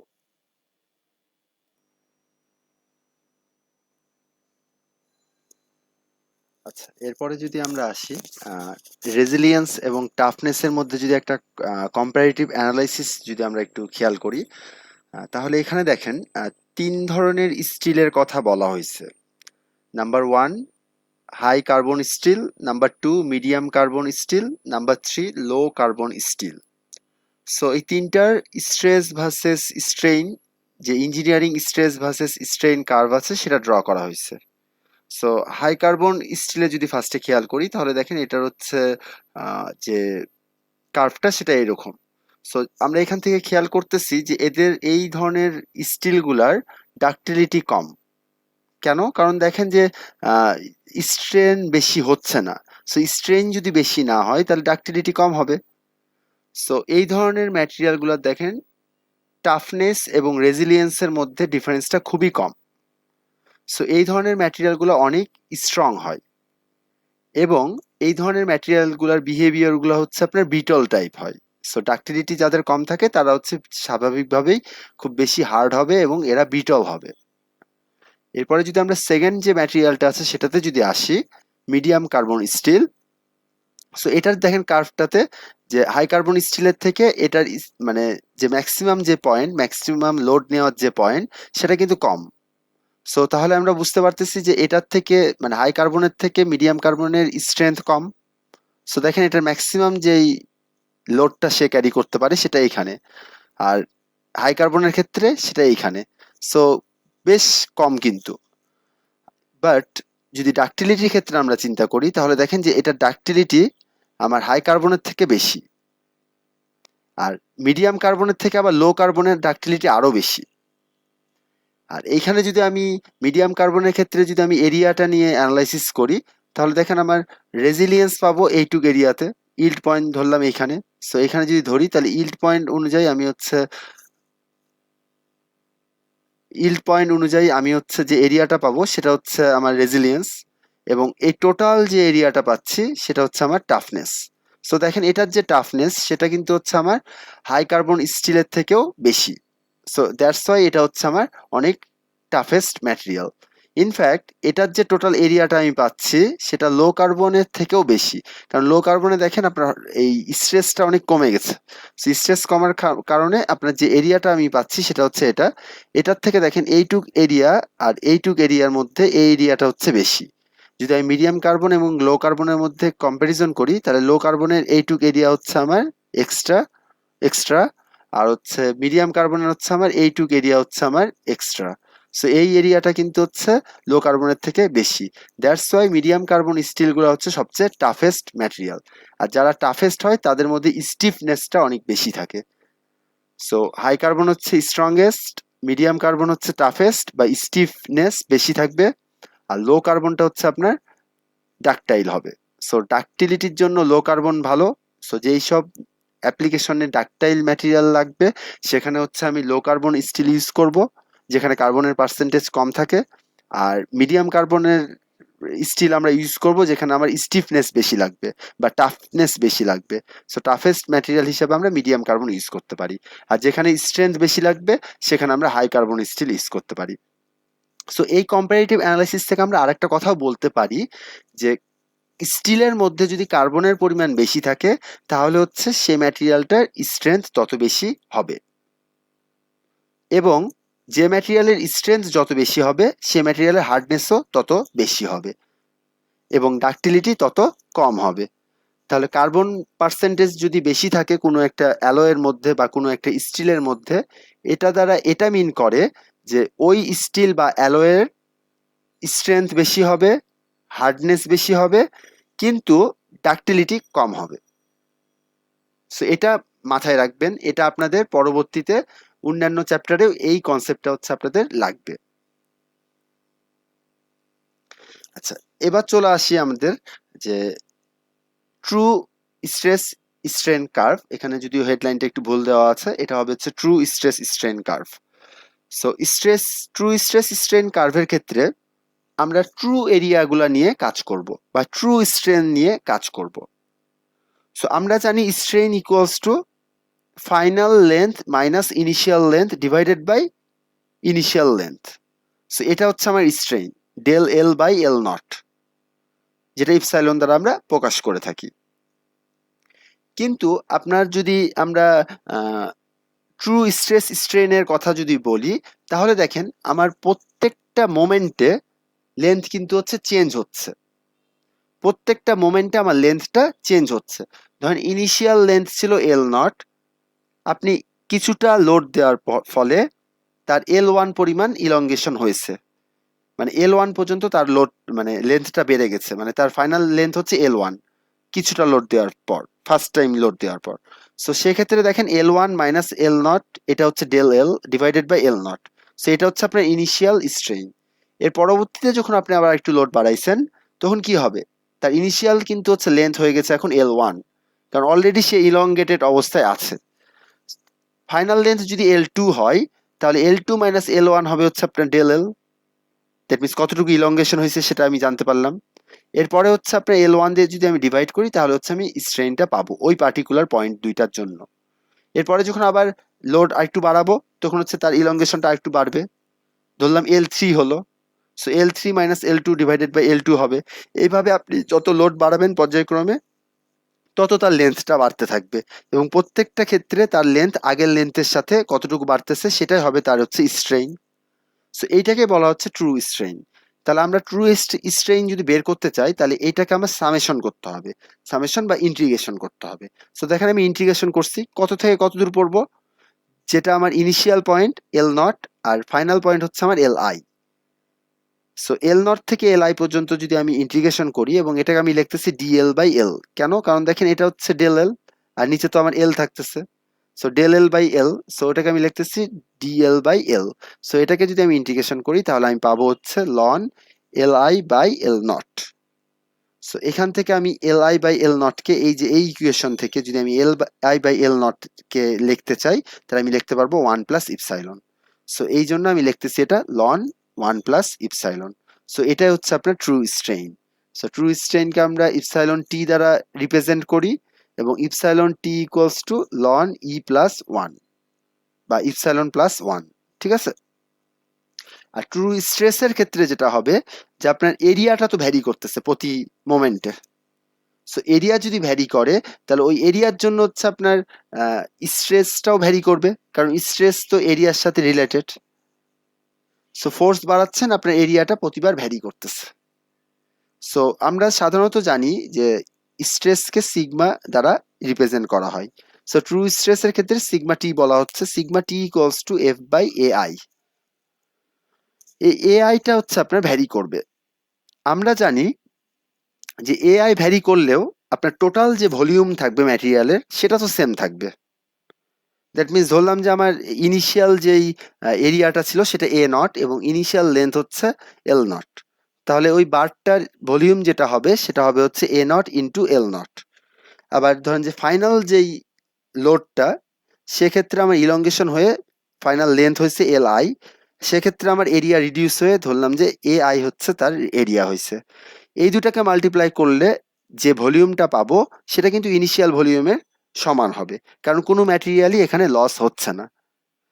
সো এই দুটা ভলিউম যদি সমান হয় তাহলে এই ইকুয়েশন থেকে আমি এ আই সমান লিখতে পারি L nought by L I into A not.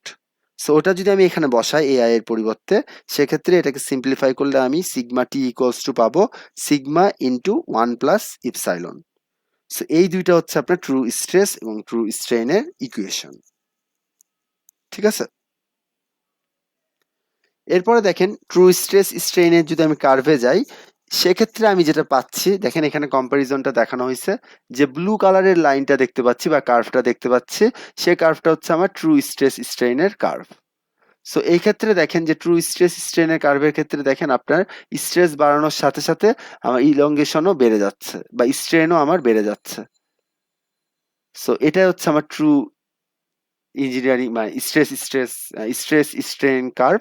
আর আগে যে কালো কালারের যে মানে গ্রাফটা দেখতে পাচ্ছি সেটা ছিল আমার ইঞ্জিনিয়ারিং স্ট্রেস স্ট্রেন গ্রাফ। বোঝা গেছে? আচ্ছা, এরপরে যদি আমরা যাই, আরেকটা গুরুত্বপূর্ণ প্রপার্টিজ সেটা হচ্ছে হার্ডনেস।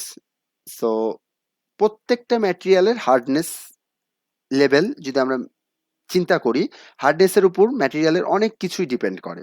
সো এই প্রপার্টিজটা খুবই গুরুত্বপূর্ণ। সো হার্ডনেসকে আমরা ডিফাইন করতে পারি এভাবে, যে সে কতটুকু রেজিস্ট্যান্স শো করতে পারে ডিফরমেশনের এগেনস্টে, বা রেজিস্ট্যান্স শো করতে পারে আপনার স্ক্র্যাচের এগেনস্টে। দ্যাট মিনস তাকে যদি আপনি ডিফর্ম করতে চান, যে কোনো একটা ম্যাটেরিয়ালকে যখন আপনি ডিফর্ম করতে চাইবেন, সে নিজের একটা স্ট্রেংথ শো করবে। এই যে নিজস্ব যে স্ট্রেংথ সে সারফেসে শো করতেছে, এটাকে আমরা বলে থাকি হার্ডনেস। সো যে ম্যাটেরিয়াল যত বেশি হার্ডনেস শো করবে বা যে ম্যাটেরিয়াল যত বেশি হার্ড হবে, তার মধ্যে এই রেজিস্ট্যান্স টু ডিফরমেশন তত বেশি হবে। সো হার্ডনেস হচ্ছে তিনটা মেথডে মূলত বের করা যেতে পারে। একটা হচ্ছে ইনডেন্টেশন, আরেকটা হচ্ছে স্ক্র্যাচ, আরেকটা হচ্ছে রিবাউন্ড। দ্যাট মিনস ইনডেন্টেশন হচ্ছে আপনার কোনো একটা ম্যাটেরিয়ালকে আঘাত করলে সেটার মধ্যে মানে কতটুকু আমার যেই পার্টিকেলটা দিয়ে আমি আঘাত করতেছি সেটা তার কতটুকু ডেপথে এটা ঢুকতে পারে একটা নির্দিষ্ট ফোর্সের ক্ষেত্রে, সেটা হচ্ছে আমার ইনডেন্টেশন। আর স্ক্র্যাচ হচ্ছে আপনি যখন হচ্ছে কোনো কিছুতে ঘষা দিবেন, কোনো মানে রাফ কিছু দিয়ে হচ্ছে একটা স্মুথ সারফেসকে ঘষা দিবেন, এটা কতটুকু স্ক্র্যাচ পড়লো সেটার উপর মেজার করে আমরা হার্ডনেস লেভেলটা মাপতে পারি। এছাড়াও রিবাউন্ড, রিবাউন্ড মানে হচ্ছে আপনি কোনো একটা ইলাস্টিক ম্যাটেরিয়াল দিয়ে কোনো একটা সারফেসের উপর পরীক্ষা যদি করতে চান, তাহলে এটা রিবাউন্ড হয়ে ব্যাক করবে। সো কতটুকু রিবাউন্ড করলো, কতটুকু ব্যাক করলো সারফেস থেকে রিফ্লেক্ট হয়ে, সেটা দিয়েও আমি হার্ডনেস মাপতে পারি। তো আমরা মূলত শুধুমাত্র হচ্ছে ইনডেন্টেশনের মাধ্যমেই কিভাবে হার্ডনেস মাপে সেটা আমরা দেখব, এবং এটাই সবচেয়ে কমন মেথড। সো এই মেথডটার মধ্যেও আবার বিভিন্ন মেথড আছে যেটার মাধ্যমে আমরা হচ্ছে হার্ডনেস লেভেল মাপতে পারি। সো এটা মূলত হচ্ছে আমরা যদি যাই, এখানে একটা সামারি দেওয়া আছে দেখেন, যে methods of measuring hardness. So টেস্টের নামগুলোর মধ্যে দেখেন আছে ব্রিনাল টেস্ট, ভিকার মাইক্রো হার্ডনেস টেস্ট বা noob micro hardness test, Rockwell scale আছে বা রকওয়েল টেস্টিং আছে, এছাড়া মোর স্কেল আছে। সো এই স্কেলগুলোর মাধ্যমে বা এই টেস্টিং ম্যাটেরিয়ালগুলোর মাধ্যমে আমরা হচ্ছে হার্ডনেস লেভেল মাপতে পারি। সো এক একটার জন্য এক এক রকম হচ্ছে মেজারিং ইনস্ট্রুমেন্ট ইউজ করা হয়। সো ইনডেন্টার মানে হচ্ছে আপনি যেটাতে আঘাত করবেন। সো আঘাত যেটা দিয়ে করবেন সেটা অবশ্যই অনেক শক্তিশালী হতে হবে, যেন এটা আপনি যে বস্তুর উপর আঘাত করবেন সেটার উপর যেন আঘাত করলে এটা যেন ভেঙে না যায়। সো প্রত্যেকটা ক্ষেত্রেই আমরা যেভাবে হার্ডনেস মেজার করি সেটা হলো যে আপনি একটা ধরেন যে লোহার তৈরি স্পেয়ার দিয়ে আহ, একটা প্লাস্টিকের বডির উপর আপনি ওই লোহার তৈরি স্পেয়ার দিয়ে জোরে করে ওই প্লাস্টিক বডির সারফেসে আঘাত করলেন, তাহলে কি হবে যে ওই যে আপনি যেই স্পেয়ারটা দিয়ে ছোট স্পেয়ারটা দিয়ে আঘাত করলেন ওই স্পেয়ারটা এই সারফেসের মধ্যে ঢুকে যাবে বা বসে যাবে, কিছুটা গর্ত ক্রিয়েট করবে। সো কতটুকু গর্ত ক্রিয়েট করলো বা কতটুকু সে হচ্ছে ডেপথ ক্রিয়েট করলো, এটার উপর বেস করে আমি বলে দেবো যে ওই ম্যাটেরিয়ালটা কতটুকু হার্ড। সো এইভাবে ইন্ডেন্টারের মাধ্যমে আমরা হচ্ছে হার্ডনেস লেভেল মাপতে পারি যে কতটুকু সে হচ্ছে ইন মানে প্রবেশ করলো ম্যাটেরিয়ালের সারফেসের মধ্যে। যত কম করবে তত হার্ডনেস বেশি হবে, আর যত বেশি হচ্ছে সে হচ্ছে গভীরে প্রবেশ করবে তত বেশি তত কম তার হার্ডনেস হবে। সো হার্ডনেসটা আমরা এভাবে মাপতে পারি। সো এইখানে দেখেন আহ, 4টা মেথডের কথা বলা হয়েছে, 4টা মেথডই আমরা ইন ডিটেলস হচ্ছে পরের স্লাইড গুলাতে দেখবো। সো এখানে যদি আমরা একটু খেয়াল করি দেখেন ইন্ডেন্টার গুলা যেগুলো ইউজ করা হচ্ছে, ব্রিনল হার্ডনেসের ক্ষেত্রে 10 মিলিমিটারের একটা স্পেয়ার ইউজ করা হয়, মেটাল স্পেয়ার। সেই মেটাল স্পেয়ারটা স্টিলের তৈরি হতে পারে বা টাংস্টেন কার্বাইডের তৈরি হতে পারে। সো এটা সাইড ভিউ, এটা টপ ভিউ, আর লোড হচ্ছে আপনি পি লোড এখানে হচ্ছে অ্যাপ্লাই করবেন। দ্যাট মিনস এই স্পেয়ারটা দিয়ে জোরে পি পরিমাণ লোড হচ্ছে আপনি যেই বস্তুটার হার্ডনেস মাপতেছেন সেটার উপর হচ্ছে প্রয়োগ করবেন। প্রয়োগ করলে যেটা হবে সেটা হচ্ছে কিছুটা হচ্ছে আপনার এই যে ভারী যেই স্পেয়ারটা দিয়ে আমি আঘাত করলাম সেটা কিছুটা হচ্ছে ওটার মধ্যে ঢুকে যেতে চাইবে। সো কতটুকু ঢুকতেছে, কতটুকু ডিস্টেন্স ঢুকলো সেটার উপর ডিপেন্ড করেই মূলত হচ্ছে আমি হার্ডনেস লেভেলটা মাপবো। এখানে দেখেন একটা ফর্মুলা দেওয়া আছে হার্ডনেস লেভেল মাপার জন্য। যদিও এই ফর্মুলাটা আমরা পরবর্তীতে ব্রিনেল হার্ডনেস যখন ইন ডিটেলসে দেখবো তখন দেখে নেব। সো এটা আমি এখন আলোচনা করতেছি না। এরপরে দেখেন ভিকার মাইক্রো হার্ডনেস আমরা মাপতে পারি। এখানে ইন্ডেন্টের হিসাবে ডায়মন্ড পিরামিড টাইপের ডায়মন্ড আমরা ইউজ করি। দেখেন এই ডায়মন্ডের যে এখানে পিরামিড শেপের একটা ডায়মন্ড ইউজ করতেছি, যেটার হচ্ছে দুইটা কর্ণ যেটা আছে সেই দুটা কর্ণের ভ্যালু সেম হবে। সো এই যে এই কর্ণ D1, আবার এই কর্ণ D1। সো পিরামিড শেপের এই দুইটা কর্ণের ভ্যালু যদি সেম হয়, মানে আইডেন্টিক্যাল যদি হয়, সেই ক্ষেত্রে আমরা আহ, যেভাবে হচ্ছে হার্ডনেস মাপি সেটাকে আমরা বলতে পারি Vickers micro hardness testing. নুপটাও same ভিকারের মতনই, কিন্তু এটার হচ্ছে যে পিরামিডটা আছে সেটা শেপটা আলাদা। এটা ছিল আইডেন্টিক্যাল ভিকারের জন্য, আর নুপের জন্য এটা আইডেন্টিক্যাল হয় না। দেখেন এটা লেন্থটা হচ্ছে বেশি থাকে আর হচ্ছে এটা উইথটা কম থাকে। সো এই জন্য এটা হচ্ছে আলাদা একটা আরেকটা প্রসেস। সো দুইটা প্রসেসে আমরা হচ্ছে মাইক্রো লেভেলে হার্ডনেস মাপতে পারি। এরপরে যদি যাই রকওয়েল, রকওয়েলের ক্ষেত্রে দেখেন ইন্ডেন্টের হিসাবে আমরা হচ্ছে কোন আকৃতির একটা বস্তু ইউজ করতে পারি, কোন আকৃতির আপনার হচ্ছে স্টিল ইউজ করতে পারি। এই কোন আকৃতির স্টিলটা দিয়ে আমরা পাঞ্চ করি সারফেসে নির্দিষ্ট বলে বা নির্দিষ্ট ফোর্সে। ফোর্সগুলো এখানে দেওয়া আছে দেখেন, এই ফোর্সে হচ্ছে আমি অ্যাপ্লাই করতে পারি। সো যখন পাঞ্চ করব তখন এটা কতটুকু ভেতরের দিকে ঢুকে যাচ্ছে সেটার উপর ডিপেন্ড করে হচ্ছে হার্ডনেস লেভেল আমরা মাপতে পারবো। এছাড়াও রকওয়েলে হচ্ছে আমরা এই স্পেয়ারও ইউজ করতে পারি। সো বিভিন্ন ডায়ামিটারের স্টিলের স্পেয়ার ইউজ করতে পারি। ওই স্টিলের স্পেয়ার যখন হচ্ছে আমি একটা সারফেসের উপর প্রবেশ করাবো তখন দেখেন এই যে এরকম কিছুটা হচ্ছে সারফেসের মধ্যে স্পেয়ারটা ঢুকে যাবে। সো যতটুকু ঢুকছে ওটার উপর ডিপেন্ড করে আমি বলতে পারবো যে এটার হার্ডনেস লেভেলটা কতটুকু। এই রকওয়েলকে আবার দুই ভাগে ভাগ করা যায়, রকওয়েল আর হচ্ছে সুপারফিশিয়াল রকওয়েল। সো এগুলো আমরা ইন ডিটেলস এর পরের স্লাইডেই দেখবো, বা এই ফর্মুলাগুলো আমরা এর পরের স্লাইডেই দেখবো। So more scale of hardness এটা হচ্ছে ওইখানে বাদ পড়েছিল। সো মোর যেটা করছেন সে 1 থেকে 10 পর্যন্ত একটা স্কেল জেনারেট করছে। সো 10 মানে সেটা হচ্ছে সবচেয়ে বেশি হার্ড। আর যদি 1 যদি কোনো একটা ম্যাটেরিয়ালের হার্ডনেস হয় এই স্কেলের মাধ্যমে, তাহলে সেটা হচ্ছে সবচেয়ে সফট। তাহলে সব থেকে হার্ড ম্যাটেরিয়ালের জন্য মোরের স্কেলে যদি কোনো একটা ম্যাটেরিয়ালকে আমরা 10 বলি তাহলে সেই ম্যাটেরিয়ালটা হচ্ছে সবচেয়ে বেশি হার্ড। ধরেন একটা ম্যাটেরিয়ালকে আমি বললাম মোর স্কেলে 4 আর একটাকে বললাম 2, তাহলে 4 ম্যাটেরিয়ালটার হার্ডনেস বেশি 2 ম্যাটেরিয়ালটার থেকে। সো এখানে দেখেন 1 থেকে 10 ম্যাটেরিয়াল মানে 10 স্কেলের জন্য বিভিন্ন ম্যাটেরিয়াল আমরা ইউজ করছি টেস্টিং এর জন্য। সো এগুলো হচ্ছে আমার testing equipments. So testing equipments এর মধ্যে দেখেন 1 এর জন্য টাল্ক আছে, 4 এর জন্য ফ্লুরাইড আছে, তারপরে সবার শক্ত যে ম্যাটেরিয়াল ডায়মন্ড সেটা দিয়ে যদি আমি মেজার করি সেটা হচ্ছে আপনার হবে সবচেয়ে হার্ডনেস বেশি আলা ম্যাটেরিয়াল। এখানে আবার অ্যাবসোলুট হার্ডনেসেরও একটা ভ্যালু দেওয়া আছে, এটাকে আমরা 1 বলতেছি টাল্ককে, আর হচ্ছে 10 নম্বর ডায়মন্ড যেটা আছে যেটা সর্বোচ্চ সেটাকে আমরা 1600 বলতেছি। তাহলে 1 থেকে 1600 এর মধ্যে হচ্ছে আপনার ভ্যারি করতেছে ইউনিট গুলা, হার্ডনেস গুলা। মানে একটা বস্তুর হার্ডনেস যদি এই টালকের সমান হয় তখন সেটাকে আমরা বলতেছি যে মোর হার্ডনেস লেভেলে 1, আর যদি ডায়মন্ডের সমান হয় সেটাকে আমরা বলতেছি 10। মানে এভাবে এইগুলার সাপেক্ষে বা এইগুলা রিলেটিভ মানে কম্প্যারিজনের মাধ্যমে আমরা হচ্ছে হার্ডনেস গুলা বের করতে পারি। এরপর আমরা চলে যাই রকওয়েল হার্ডনেস এর মধ্যে। সো রকওয়েল হার্ডনেস মূলত হচ্ছে আপনার দুইটা লোড এখানে ইউজ করা হয়। ফার্স্টে হচ্ছে একটা এটা তো আমাদের হচ্ছে ইন্ডেন্টেটর।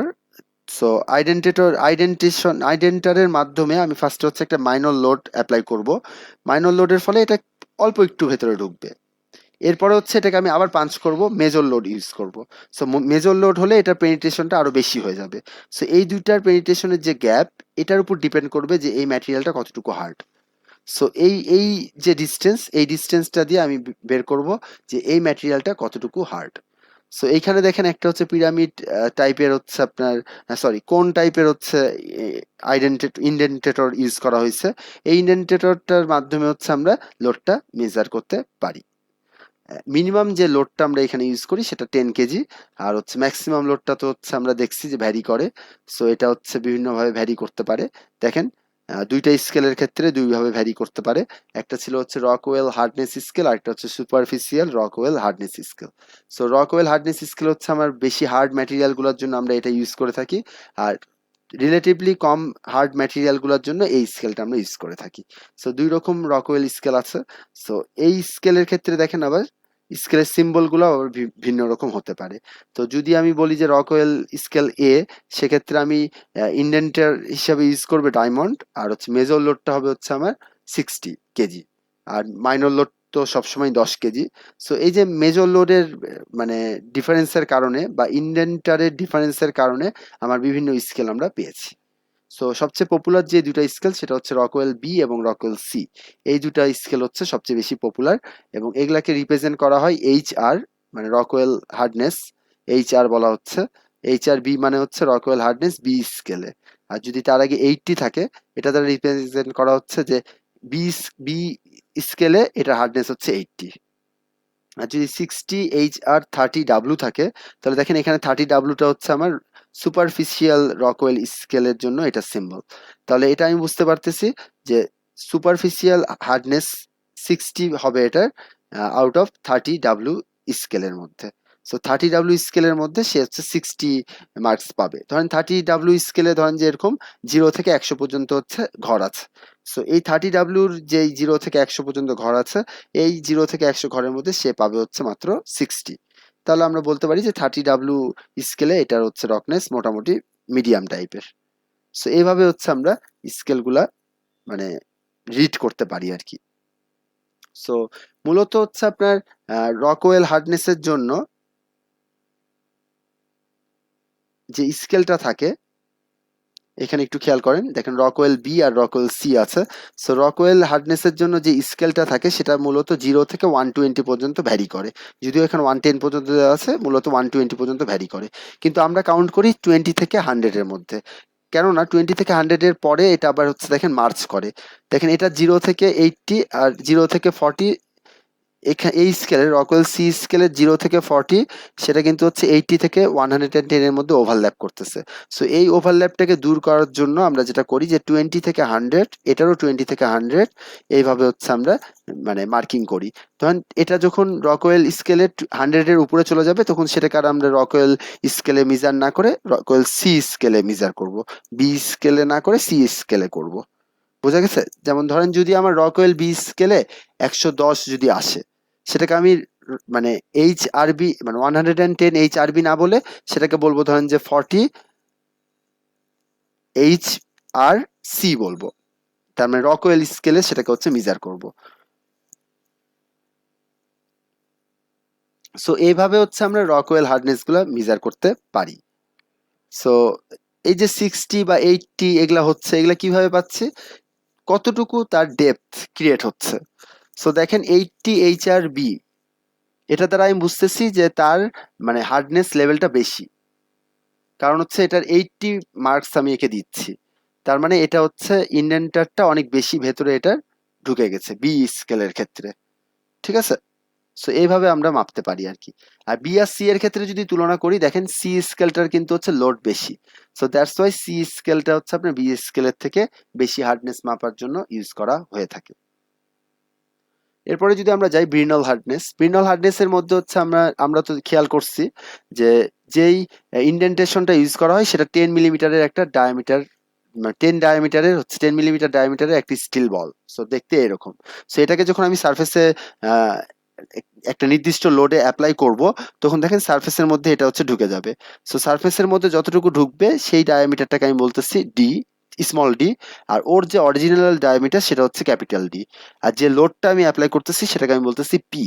তাহলে ব্রিনল হার্ডনেসটাকে আমরা যদি রিপ্রেজেন্ট করতে চাই, তাহলে Brinell hardness number BHN equals to হবে হচ্ছে P divided by pi D by two capital D, which is the original diameter of indentation which is 10 millimetre. তার মানে বড় হাতের ডি যেটা আছে সেটা হচ্ছে 10 মিলিমিটার, আর স্মল ডি যেটা আছে সেটা তো আপনাকে অবজার্ভ করতে হবে। স্মল ডিটা অবজার্ভ করে আপনি পাবেন। এক একটা ম্যাটেরিয়ালের জন্য স্মল ডিটা এক এক রকম হবে। আর লোডটাও তো আপনি জানেন যে কতটুকু লোড আপনি অ্যাপ্লাই করতেছেন। সো এইভাবে আমরা হচ্ছে ব্রিনল হার্ডনেস নাম্বার বের করতে পারি। এটাকে আবার অন্যভাবে আমরা যদি লিখি পি বাই পাই ডিটিউ লিখতে পারি। সেক্ষেত্রে দেখেন টি যেটা সেটা হচ্ছে depth of impression, that means এটা কতটুকু ডেপথে ঢুকলো সেটা হচ্ছে আপনার টি। এরপরে যদি আমরা যাই মাইক্রো, এতক্ষণ পর্যন্ত যে কয়টা স্কেল দেখলাম, ব্রিনল হার্ডনেস, রকওয়েল হার্ডনেস এবং মোর হার্ডনেস, এগুলা সবই ছিল ম্যাক্রো লেভেলে হার্ডনেস মাপার জন্য। সো ম্যাক্রো লেভেলে আমরা কিভাবে হার্ডনেস মাপবো সেটা হচ্ছে আমরা এই তিনটা মেথডে বের করতে পারি। এরপরে যদি আমরা মাইক্রো লেভেলে যাই, সো মাইক্রো লেভেলেও হার্ডনেস মাপার জন্য আমাদের বেশ কিছু টেকনিক রয়েছে। সো মাইক্রো লেভেল কেন লাগে, এটা হচ্ছে অনেক সময় দেখা যায় যে আমার অনেক স্মল এরিয়া জুড়ে হচ্ছে হার্ডনেস মাপতে হয়, তখন হচ্ছে আমরা মাইক্রো লেভেলে হার্ডনেসটা মেপে থাকি।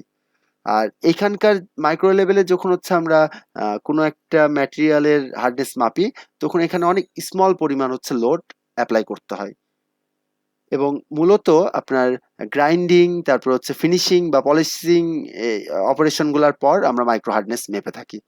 তাহলে আমরা বুঝতে পারি যে ওই সারফেসটার মাইক্রো লেভেলের হার্ডনেসটা কতটুকু, দ্যাট মিনস এটা কতটুকু লোড হচ্ছে মাইক্রো লেভেলে অ্যাবজর্ব করতে পারবে। দুই ধরনের মেথড আমরা ইউজ করে থাকি মাইক্রো হার্ডনেস টেস্টিং এর জন্য, একটা হচ্ছে নুপ আর একটা হচ্ছে ভিকার। সো নুপটা যেটা, সেখানে হচ্ছে যেই মানে পিরামিড আকারের যে ডায়মন্ড পিরামিডটা ইউজ করা হয় সেটা হচ্ছে আইডেন্টিক্যাল হয়। আর হচ্ছে ভিকার্সের ক্ষেত্রে, সরি আমি উল্টা বললাম, ভিকার্সের ক্ষেত্রে আইডেন্টিক্যাল হয়, আর হচ্ছে আপনার নুপের ক্ষেত্রে হচ্ছে এটা হচ্ছে আইডেন্টিক্যাল হয় না, লেন্থটা বেশি হয়, উইথটা কম হয়। সো এটা আমি একটু আগে আলোচনা করলাম। আর এখানকার যেই লোডটা সেটা হচ্ছে 1 গ্রাম থেকে 1000 গ্রামের মধ্যে ভ্যারি করে। তাহলে দেখেন ওইটার থেকে এটা কত কম, এটা মাত্র 1 কেজি ম্যাক্সিমাম লিমিট, আর ওইখানে আমাদের শুরুই হয়েছে 10 কেজি থেকে মিনিমাম যে লোডটা। সো দ্যাটস ওয়াই এটা মাইক্রো হার্ডনেস মাপার জন্য এটা ইউজ করা হয়। খুবই অল্প পরিমাণ হার্ডনেস এখানে আমি পাবো, দ্যাটস ওয়াই স্কেলের ভ্যালুটা অনেক ছোট হয় compare to macro hardness testing methods. So এখানে দুইটা ফর্মুলা দেওয়া আছে দেখেন। ভিকার্স হার্ডনেস মাপার জন্য এইচভি বলা হয় এটাকে, HV equals to 1.854 load divided by D one square. D ওয়ানটা ছিল হচ্ছে এর হচ্ছে আইডেন্টিক্যাল যেই পিরামিডের যে সারফেসটা আছে সেই সারফেসটার হচ্ছে যে কর্ণ বা ডায়াগোনাল সেটার ভ্যালু। আর নুপ হার্ডনেসের ক্ষেত্রে যদি আমরা চিন্তা করি, এটাকে এইচকে দ্বারা রিপ্রেজেন্ট করা হয়। HK equals to 14.2 load P divided by L square. এলটা ছিল হচ্ছে আপনার ওই যে যে পিরামিডটা আছে সেটার হচ্ছে লেন্থ। সো ডায়মন্ড পিরামিডের যে লেন্থ সেটা হচ্ছে আপনার এল। সো এইভাবে আমরা হচ্ছে মেজার করতে পারি। সো এই ফর্মুলাগুলো কিন্তু সবগুলাই এসেছে হচ্ছে এক্সপেরিমেন্টের উপর বেস করে।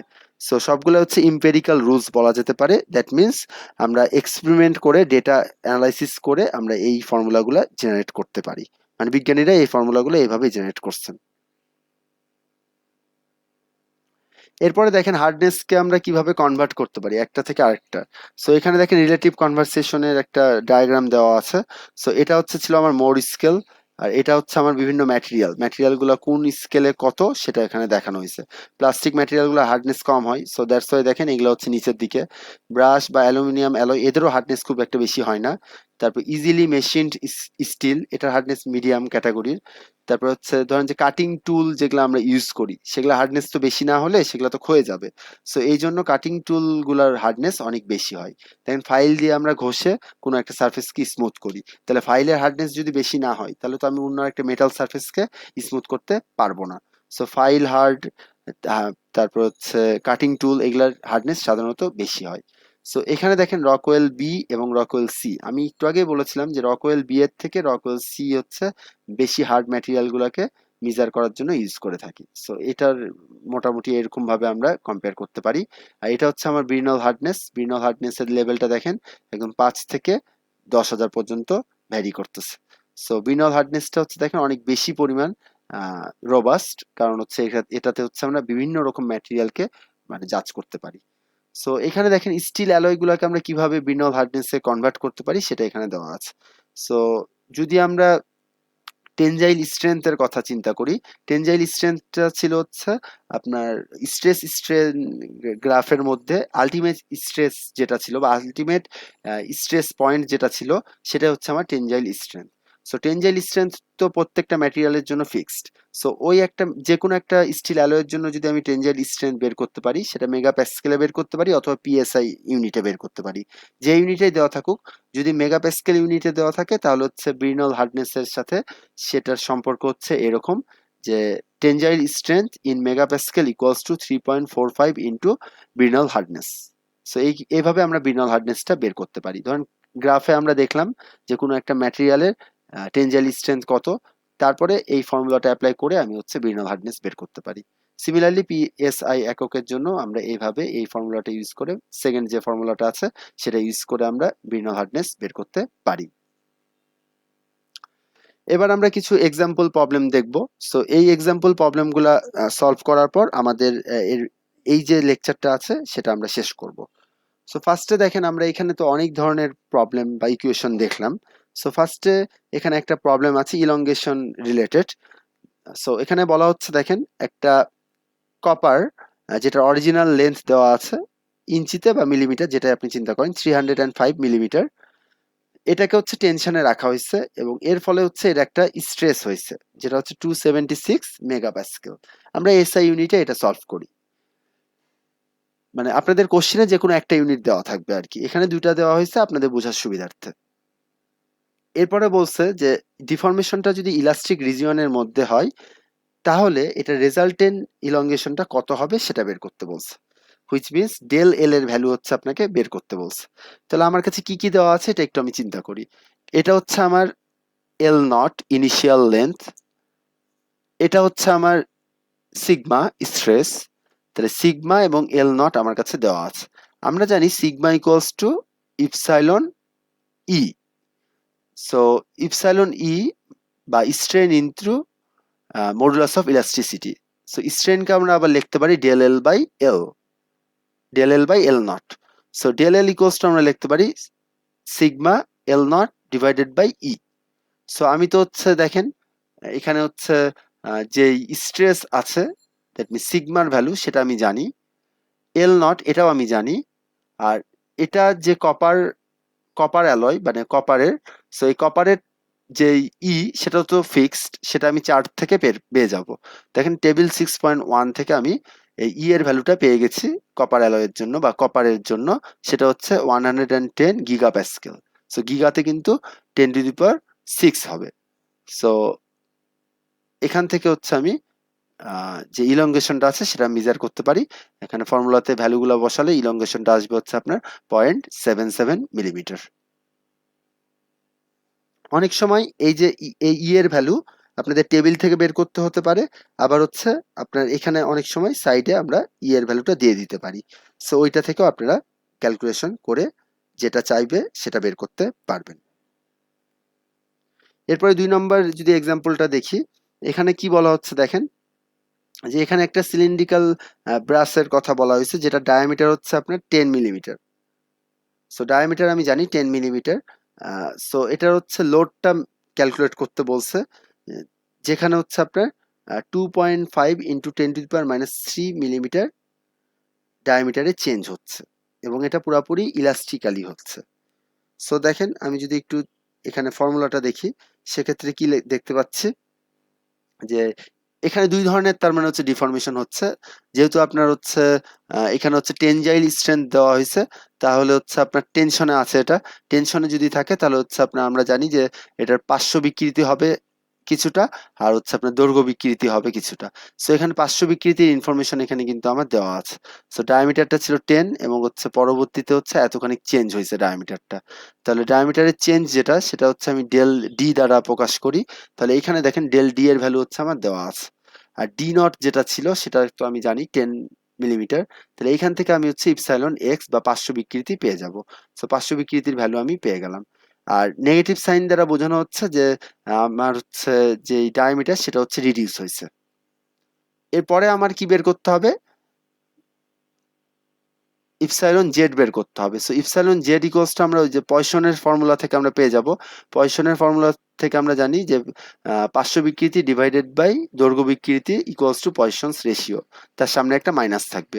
সো এখানে যদি আমরা ইপসাইলন জে এক্স এবং ভি এর ভ্যালু যদি বসাই দিই, তাহলে হচ্ছে আমি হচ্ছে আপনার এই দৈর্ঘ্য বিকৃতিটা পেয়ে যাব। সো এটা হচ্ছে আমার দৈর্ঘ্য বিকৃতি ইপসাইলন জেড, যেটা হচ্ছে 7.3 ইন্টু 10⁻⁴। এই পয়সন রেশিওটা কোথায় থেকে পাইলাম? এটা কোশ্চেনে দেওয়া থাকতে পারে, অথবা হচ্ছে আপনি 6.1 টেবিল থেকেও পেয়ে যেতে পারেন। তো এরপরে দেখেন আমরা দুইটা স্ট্রেনই জানি, পার্শ্ববর্তী যে স্ট্রেন সেটা এবং দৈর্ঘ্য বিকৃতি যেটা সেটা আমি জানি। তাহলে সিগমা ইকুয়ালস টু আমরা কি জানি যে আমার দৈর্ঘ্য বিকৃতি ইন্টু ইপসা ই, আর ই এর ভ্যালু তো আমরা 6.1 টেবিল থেকে পেয়ে যাব। তাহলে আমি এখান থেকে আমি জেনে গেলাম যে কতটুকু স্ট্রেস এটার উপর কাজ করতেছে। এরপরে আমাকে এফ বের করতে হবে, ফোর্সটাই তো আমাকে বের করতে বলছে, তাই না? সো ফোর্স ইকুয়ালস টু আমরা জানি স্ট্রেস ইন্টু এরিয়া। সো স্ট্রেসের ভ্যালু তো আমি বের করছি একটু আগে। আর এরিয়াটা কিভাবে পাবো?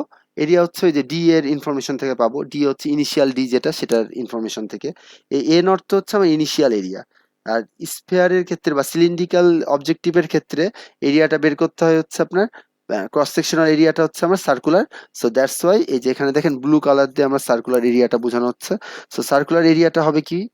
পাই আর স্কোয়ার অথবা pi D square D by 2 whole square. So এখান থেকে আমি যদি ভ্যালুগুলো বসাই তাহলে হচ্ছে আমি ফোর্সের ভ্যালুটা পেয়ে যাব। সো এইভাবে আমরা ফোর্স ক্যালকুলেট করতে পারি। এরপরে দেখেন আরেকটা এক্সাম্পল যদি আমরা দেখি, এখানে হচ্ছে আপনার ডাক্টিলিটি কিভাবে আমরা ক্যালকুলেট করতে পারি সেটা আমরা দেখব এরিয়া রিডিউস হওয়ার মাধ্যমে।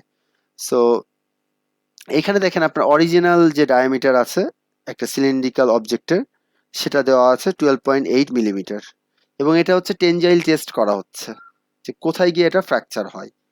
সো এটা ট্রু মানে ইঞ্জিনিয়ারিং ফ্র্যাকচার যেটা সিগমা এফ, সেটার ভ্যালু দেওয়া আছে 460 মেগাপ্যাসকেল। তার মানে হচ্ছে 460 মেগাপ্যাসকেলে এটা হচ্ছে ডিফর্ম করতেছে। সো এটা হচ্ছে আমার লাস্ট পয়েন্ট। এবং ক্রস সেকশনাল এরিয়ার ডায়ামিটারটা হচ্ছে আপনার দেওয়া আছে ফ্র্যাকচারের ক্ষেত্রে 10.7। তাহলে দেখেন আগে ছিল 12.8 এবং এটা রিডিউস হয়ে 10.7 মিলিমিটার হয়েছে। সো এখন ডায়ামিটারটা কিন্তু কতটুকু রিডিউস হলো এটা আমি জানি। তাহলে এরিয়া রিডাকশন কতটুকু হচ্ছে সেটা আমি বের করতে পারবো। সো ইনিশিয়াল এরিয়া ছিল হচ্ছে আপনার 12.8 divided by 2 whole square by into pi.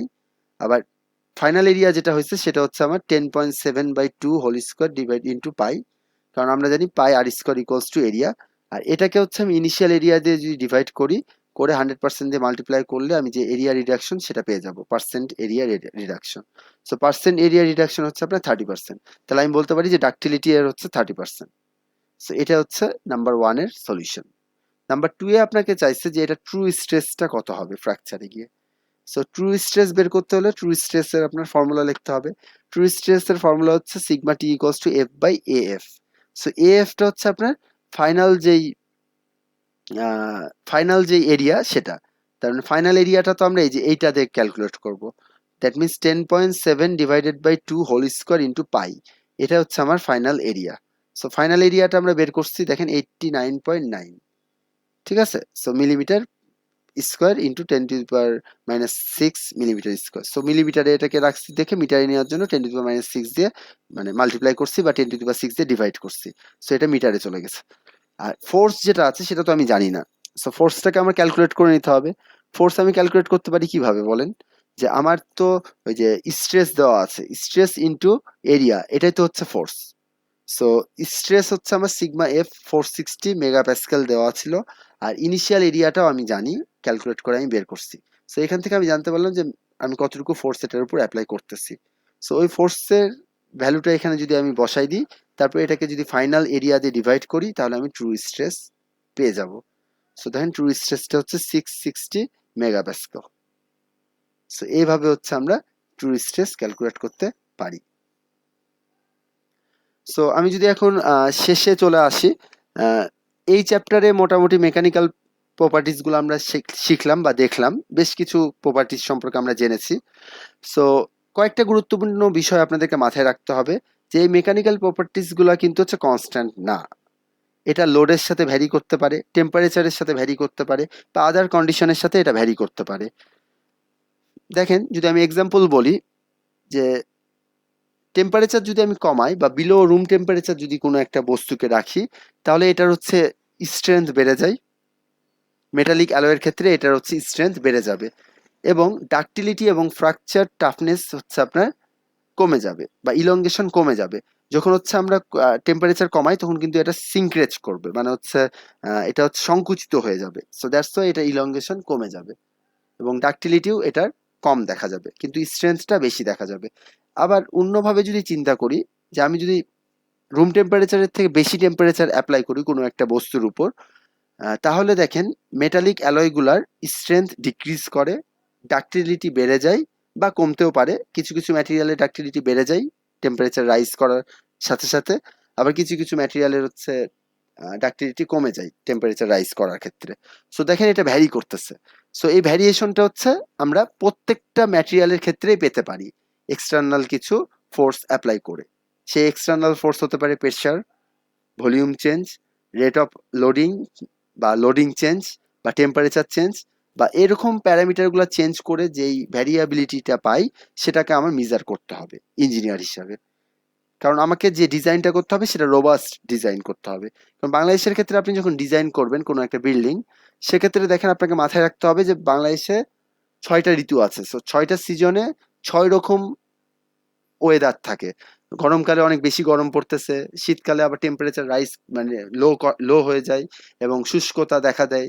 আবার বর্ষাকালে প্রচন্ড পরিমাণে বৃষ্টি হয়, সাথে সাথে একটা ওয়েদার থাকে। সো এই প্রত্যেকটা ওয়েদারের জন্য আপনাকে ম্যাটেরিয়ালটা টেস্ট করতে হবে, করে ডিফারেন্ট রেজাল্ট পাবেন আপনি। এবং এই ডিফারেন্ট রেজাল্টগুলো আপনার সেফটিকে ইনশিওর করে কিনা, সেটাই মেকানিক্যাল প্রপার্টিজ অ্যানালাইসিস করে আপনাকে বলতে হবে। দ্যাট মিনস আপনি সব ধরনের ভ্যারিয়েবিলিটি অ্যাপ্লাই করে, সব ধরনের প্রপার্টিজ অ্যানালাইসিস করে এটা ইনশিওর করবেন যে আপনার ডিজাইনটা বা আপনার যে প্রোডাক্টটা তৈরি হবে সেটা সেফ প্রোডাক্ট। দ্যাট মিনস সেটা লোডে ডিফর্ম হবে না বা বিভিন্ন কন্ডিশনে এটা ভেঙে পড়বে না, এটা সাস্টেইন করতে পারবে। সো এখানে আপনাদের দুইটা অ্যাসাইনমেন্ট দেওয়া আছে। অ্যাসাইনমেন্ট ওয়ানে দেখেন কয়েকটা কোশ্চিন বলা হয়েছে, যে এই টেবিলের এই ইনফরমেশনগুলো থেকে আপনারা এই 3টা কোশ্চিনের অ্যান্সার দিবেন।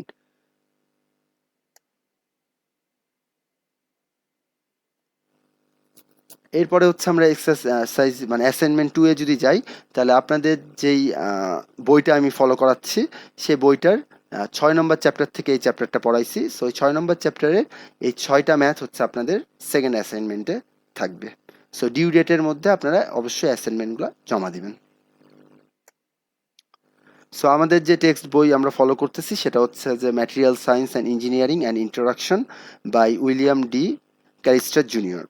এটা 7th এডিশনটা আমরা ফলো করতেছি। সো এই বই 6 চ্যাপ্টার থেকে আমরা আজকের চ্যাপ্টারটা কাভার করছি, এবং এই বইয়ের যে অনুশীলনীর ম্যাথ আছে যেগুলো আমরা অ্যাসাইনমেন্ট 2 এ দিয়েছি, সেটা এই বই থেকেই সলভ করতে হবে, এবং এটা 7th এডিশনের, এটা মাথায় রাখতে হবে। So arigato, which means thank you. এত ধৈর্য নিয়ে লেকচারটা দেখার জন্য সবাইকেই অনেক অনেক ধন্যবাদ। এবং আপনাদের যদি কোনো কোশ্চিন থাকে, তাহলে আমাকে আপনারা ইমেল করতে পারেন বা গুগল ক্লাসরুমে আপনারা ইনকোয়ারি করতে পারেন। সো আমি সবাইকে সেইখানে কন্ট্যাক্ট করে অ্যান্সারগুলো দেওয়ার চেষ্টা করব। সো ভালো থাকবেন, সুস্থ থাকবেন। বাই।